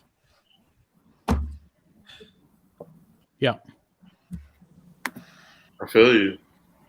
It's just like, I feel you. There's a lot to unpack with all of that stuff. Like, and it's going to take time for us to like emotionally unpack it and like deal with the issues and talk about the real crimes behind all of the stuff that's happened. And if we don't take the time to do that as a country, then we're doomed to repeat itself. And maybe the next time it'll be worse because it's not grounded in anything. It's not grounded in, you know, a thought process. Yeah. So, no, I definitely agree. It's just I'm at the point where I want to pick the time and the space where I talk about it. Like if someone's just like, oh, tell me about your experience with racism, I'll be like, you know what?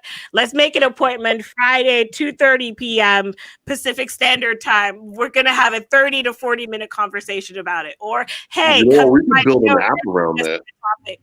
Because I'm like, or I'll just send you a video because I'm like, I'm not your magical Black Negro. We're here to explain racism to you. Like I'm a person who happens to be able to explain racism to you. But yeah, that doesn't mean that I don't want people to ask, like, because I would rather be the person they come to. Like I'll take that bullet, but like I don't expect an immediate response. Like you can still message me, you can ask me, but I'll be like, I'm not going to tell you now, and don't get mad at me if I don't want to like unpack some trauma. Like while I'm at Safeway trying to pick out which gummy bear flavor I want. You know. Not. What were you gonna say, Atu? Biden just finished talking. Yeah. I can't What do you check say? my results anymore because my daughter stole my phone. Good. There you go. That's good. I mean, he's got. It looks like he's got the popular vote, but we're not going to know. There's going to be a number of things that. Yeah, I know. But I mean, okay. So here's the elephant in the room, folks. So Trump gets a second term, right? What do we do? What is the, you know? I know the first thing I'm going to do is make an appointment with my gynecologist because my IUD is supposed to be done in 2 years. And if he outlasts my IUD, I want to make sure that I still have it covered under my insurance for the next 5 to 7 years. Actually, you know what? I might learn how to install IUDs. So I feel like install is such a very technical term. You know, IUD is an intrauterine device to prevent. No, I mean, it'd be good to know a person that knows how to do it safely and responsibly, And if you know a guy or a gal that knows how to install one where you don't die, you might be a good person to know. Wouldn't it be funny if like it doesn't get covered on insurance anymore and like it goes to the black market? Be like, hey, yo, I got the Minerva, I got I got the copper IUD. This one's like 150, this one's 100. Like, which one you want? This is fresh from Canada, yo. Yeah. I mean, You my just goal. Panel. You unscrew the panel in the uterus. The panel out. I think you can. It's like a fuse, right? You can just unscrew the old one and put in the new one. Yeah, That's right. yeah. They come in So this is I as the world may know about me, I'm a big podcast guy. Love them. Have one. It's great. But I was listening to Atu's Install Your IUD, not quite what I was thinking of, but I was listening to Science Versus, and they were talking about abortion stuff, sort of, and there was this vague, like, legal battle that happened, but it was basically like, if you thought you might be pregnant and it was super early in the pregnancy, you could use effectively like a hose in a jar system and like make it so you didn't get it. It's like it's sort of like a manual morning after pill thing. And they were describing it. And I was like, I could run a hose and jar abortion clinic. I could do that. I could be me. I could be the hose and jar abortion guy. And like, then in 50 years. Best defense is to pee right after sex. That's your best defense. Gotta pee after sex. You gotta pee after sex. I do. Just in case. Okay, medically speaking, peeing after sex only actually helps to prevent UTIs. Right. If the thing is already up there, so sperm can last in the womb, I think, for up to 2 to 3 days. Your ovulation is like for like 2.5 days. So like you basically have like a 5 to 7 day window for when you can actually get pregnant. So I didn't say a great plan. Best primary. Make Rachel's plan great again. Yeah. I just gotta say, yo, like, just, I mean, it's $50, but get the morning after, get Plan B. Like, if you don't get the morning after pill anymore, you're gonna have to go to Hose and Jar Man. And I'm no, maybe I should just buy up a bunch. Like, do the same thing that the toilet paper people or, did. Or you're gonna have to come to me, IUD Emporium.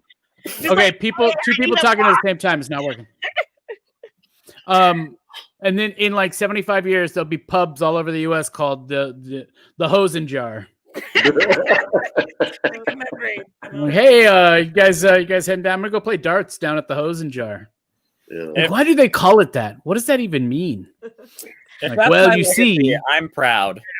I am very frightened about Roe v. Wade because Amy Barron, apple cider vinegar, apple cider vinegar said that she does not consider Roe versus Wade. Fuck my words. Okay, she doesn't consider that Supreme Court case a precedent because a precedent is assumed is to be something that is more or less universally accepted as well as like historically done, right? But she said that because of the fact that there's still challenges against it, is not universally accepted, therefore it does not count as a precedent per the legal definition of whatever. And I'm just like, yeah, well, I hope that constitutional originalist is getting a sex change really soon so she can be a white man who owns property and legally hold that Supreme Court seat. Thank you. I think is bull motherfucking shit. Because if we were still going by the original Constitution, me and Atu would barely be 3/5 of a people. No, we'd be 6. We were talking about the original. That wasn't even in the original. I know they had to compromise. The 3/5 compromise. Y'all are kind of people, but not fully. So y'all got to get a baby and a dude to make it. You got to figure out a way to do this census. It says count everybody. Are these people? Yeah. What's up?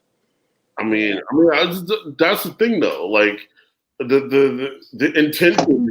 If the intentions of the Constitution was for it to evolve, then this constant idea that like it was not meant for it to be that way is stupid.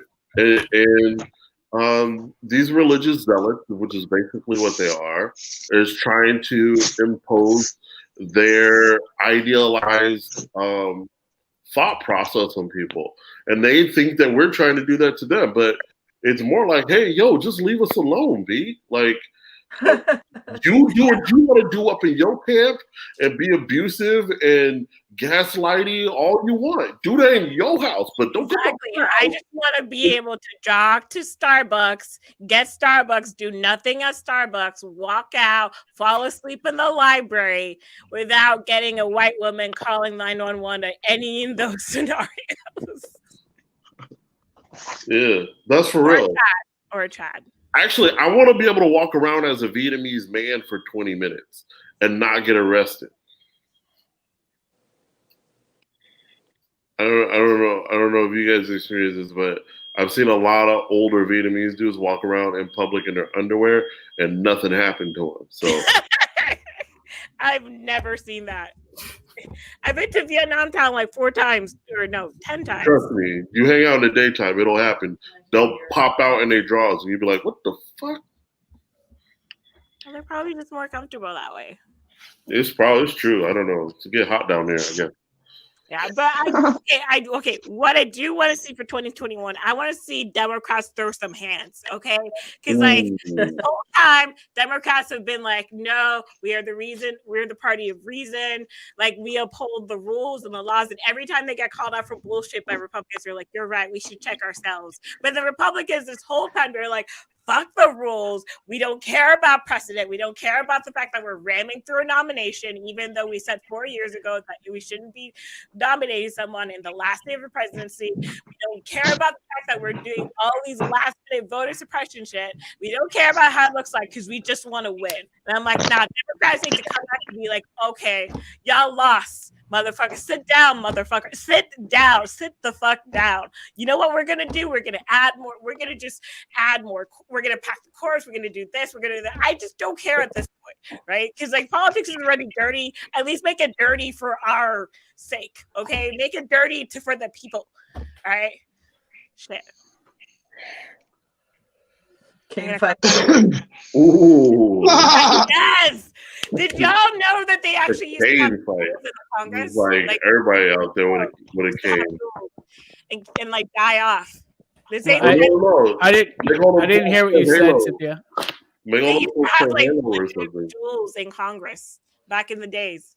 Like when they couldn't decide on something, they're just like, I show up with your shotgun, I show up with my or pistol. Or Among Us. Well, I mean that's how Hamilton died, right? Yes, exactly. The duels, yeah. Yeah. Hamilton. Yeah. I figured you'd like at least one reference this evening. Yeah. On this. I haven't seen that play or watched a film or anything. I haven't done none of that. Congratulations to me. I don't want to see Dangerous Minds again. That was awesome. What? Dangerous Minds? I'm just joking. I'm fucking around. It ain't no great white savior thing. I know. I'm playing around. Can't put that on Lin-Manuel Miranda. Yeah, don't put Lin-Manuel Miranda. Don't do it. I was trying to look it up. The Samuel Jackson was in. And you won't listen to the Hamilton music. I haven't. I listened to the album. It's something. No, I know. Oh, kitty. Yeah. Who's that, Cynthia? Huh? Who's that? Samson. He's actually camera shy. He hates pictures. Oh, too bad. Oh, look at the kitty. Oh, Amanda's like 10 years old, but yeah, he's Sorry, I was coughing on mute. Coughing on mute. He's on me. Oh, guys, I wanted to point out I got my hair cut, or I cut it. I cut my hair. You cut your own hair? Yeah. I did a little fade, right? You're doing pretty good out there, cutting your own hair, bro. Oh, what? Except for this. It's that taper fade. You out here, bro. I think I'm gonna add some lines though. I think I'm gonna vanilla ice this shit. You know? Might as well. Yeah. What have I got to lose? Like hooray. What's that? I said that's how you get people to come over your house and be like, hooray. Okay, When did Dave get a mustache? When did that happen? I really want to stay, but I told myself I have to wake up early for work. I don't know why, but I did. So I have No, to go. don't go to work tomorrow. Everybody should like don't go to work tomorrow. Protest. You got it. I won't, dude. I don't think I can protest unless the white people in my office are protesting, or else it'll just be like, we got to get Cynthia not to show up. Cynthia or Tammy? Which one? You want me to call Tammy? I'll call her right now. Cynthia, where do you work? Come out with me. I work at a biotech company. We make surgical robots. It's in Santa Clara. It's super cool. But I just have to wake up really early tomorrow because I don't want to get some work out of the way. Yeah. Her company is working on a robot to beat Godzilla. Not yet. Yeah. Best robot, everybody. Let's do go Rachel. Go Rachel. McGee's in. McGee's in. Oh, okay. I see. You got the F with the back and forth. Okay. Okay, Wonder Dave's getting in. I see the elbow action. All right, scissor up. Don't down, do it, Archie. Don't do it. Whoa. Don't give in, bro. Be a leader, not a follower. That felt good. That felt real good. Yeah, I like that. Now I'm just reminding myself of Pose. I finally finished season 2, and I legit cried. Hey, did you watch MJ Rodriguez? She was in Suddenly Seymour on Broadway, but it was before the pandemic kicked everything off. But there's video of her singing the Suddenly Seymour song, and she's great. If you enjoyed Pose, seek out her doing one of the greatest musical numbers ever from one of the great musicals. Send it to me. But yeah, no, I learned so much about.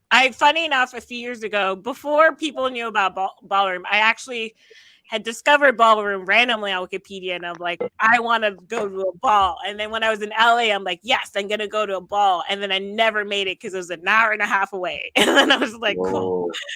And then, but now I don't know what it's like. I don't think there's any balls in San Jose.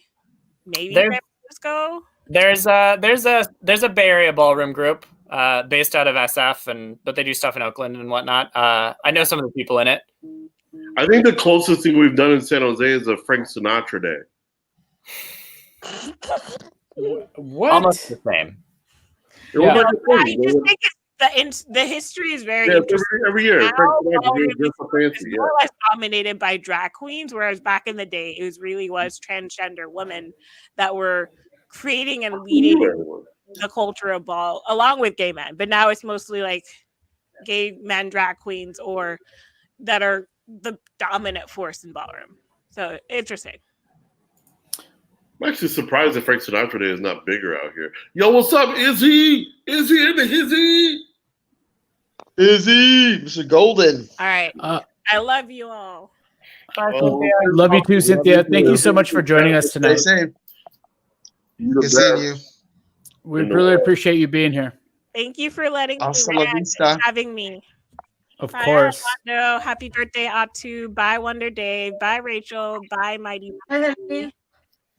Yeah. Bye, Cynthia. Rachel, Izzy says hi. Hi, Izzy. You stepped away. He said hi. I'm hosing off a 7-year-old. So that's the way to do it. You gotta. That's the way to do it. Ask, yes. Feliz cumpleaños, Atu. What happened? Happy birthday. Izzy saying happy birthday. Oh, thank you. Happy birthday, Israel. No, it's your birthday. That reminds me of that Brian Regan bit where he'd say "you too" at the wrong time.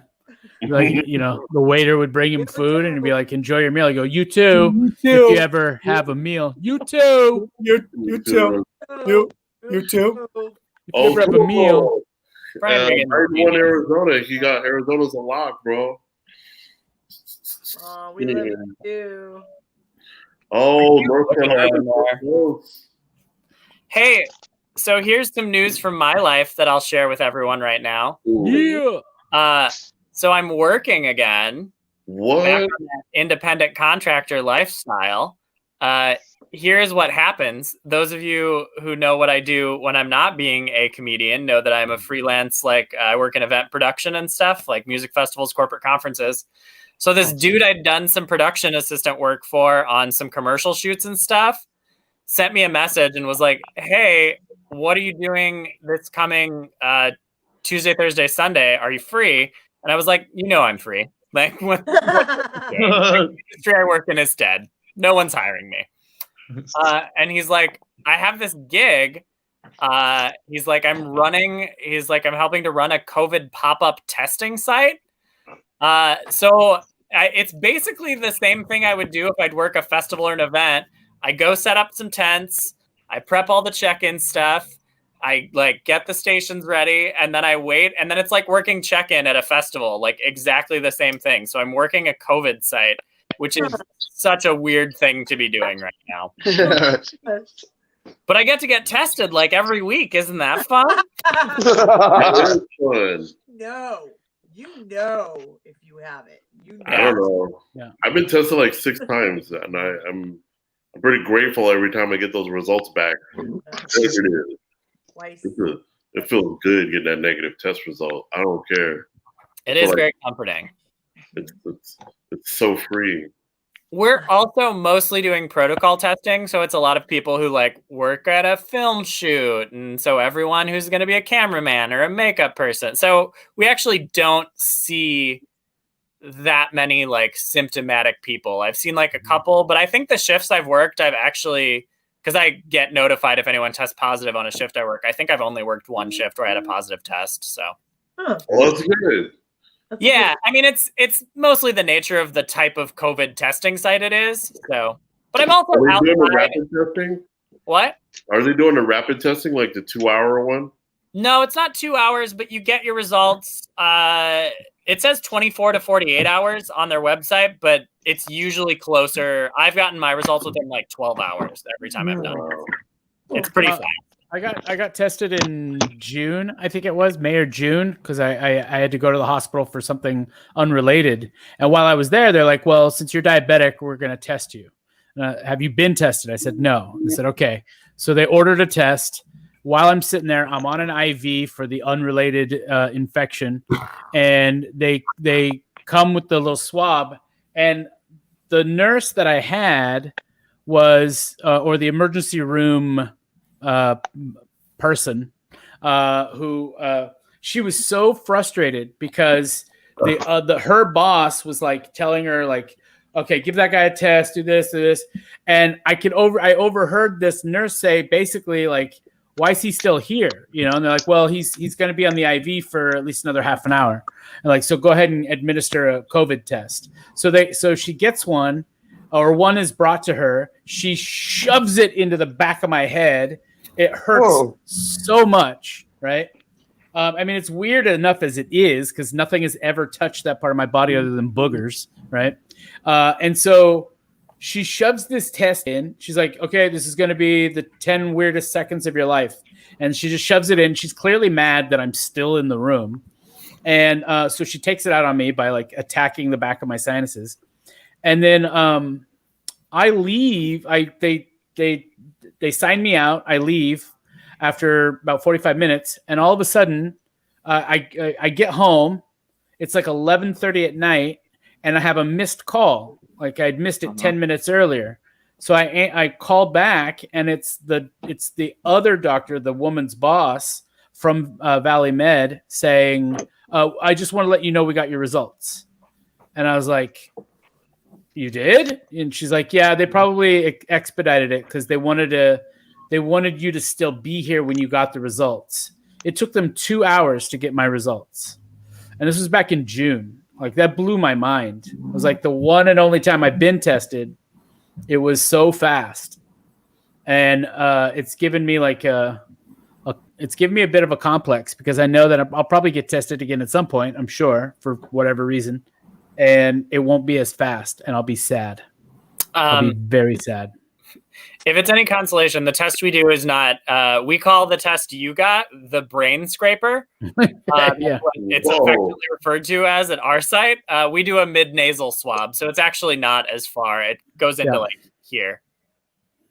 Oh yeah. Yeah. Just a gentle picking of your nose by someone who's not you is what it feels like.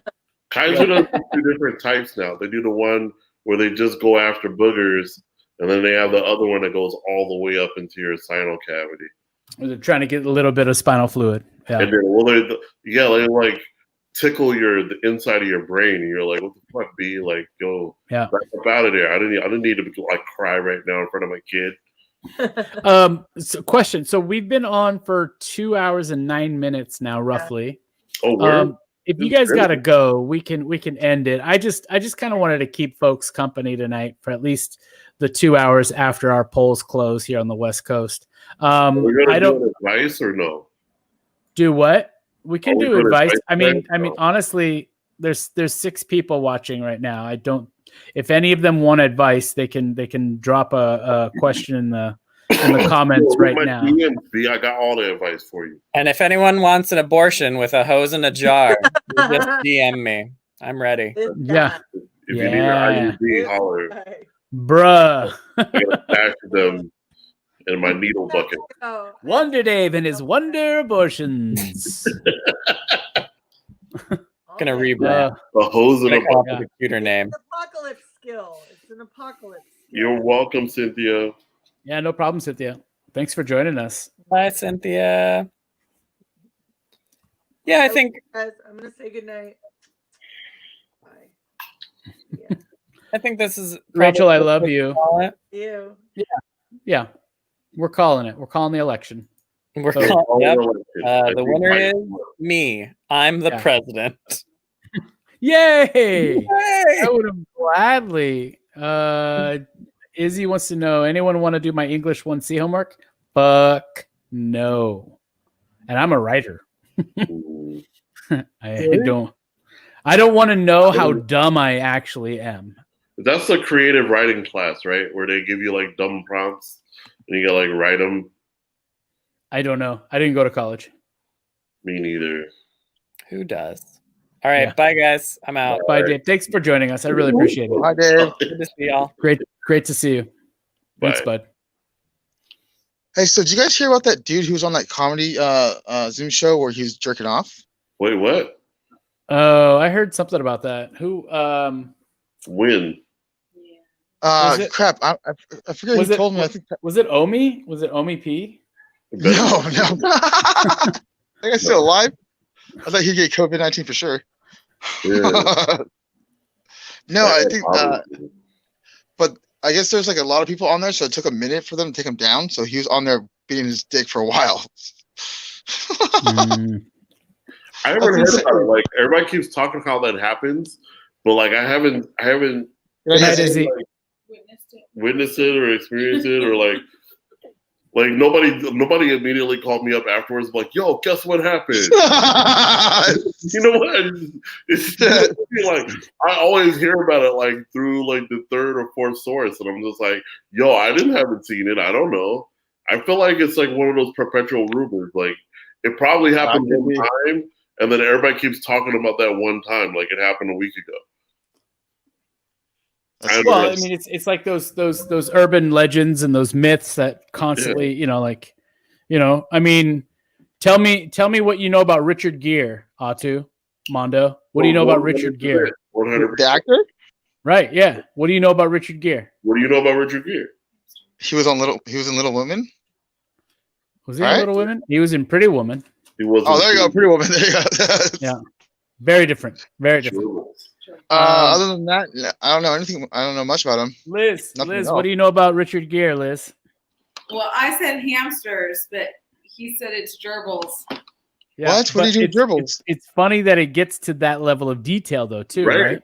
So, Whoa, so true. in high school, I heard it in high school that Richard Gere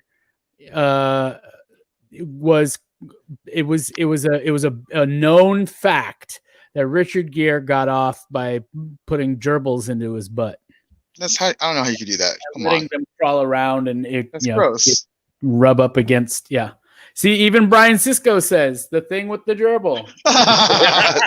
Everyone knows. Everybody knows. You It's say, a weird thing. tell me what you know about Richard Gere. But that's the thing, right? It's just a rumor. what do you know about Rod Stewart or David Bowie? Or I mean, there's a few that have the same kind of thing where I think there might have even said Ozzy The only Osbourne. thing I know about Rod Stewart is he has a really amazing haircut, and that's it. Well, amazing is definitely your word for sure. But the thing is that I remember the first time I heard this was about Rod Stewart and how when he was performing one night. Do you know what I'm talking about, Atu? Yeah. Rod Stewart. Okay, now so now Alex says he's a Buddhist. You're talking about Richard Gere. Richard Gere is a Buddhist. He's the first celebrity Buddhist I had ever heard of. Yeah. But with Rod Stewart, he heard that he blew a sailor. And so the story that I had heard was that he passed out on stage at a show. Yeah. And when they took him to the hospital, they pumped his stomach and they found semen from 6 different people. Oh, God in his stomach. They pumped his stomach and they found semen. But I've heard this. I've heard it was 5 people. I've heard it was 12 people. I've heard it was, it was a different performer. It was a different singer. I heard it was David Bowie. I've heard it was, it's just wild. It's crazy how like a rumor will get out and it'll even switch. It'll get updated to like a more current celebrity. You know what I mean? And I remember hearing that about Lil' Kim.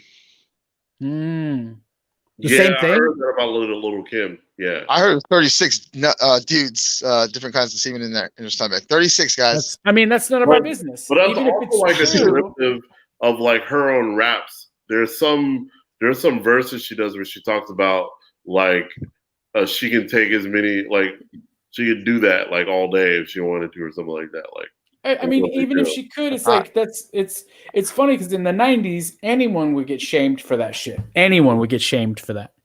And everybody was doing it though. That's the problem. But I act like nobody was doing that, but everybody was doing something.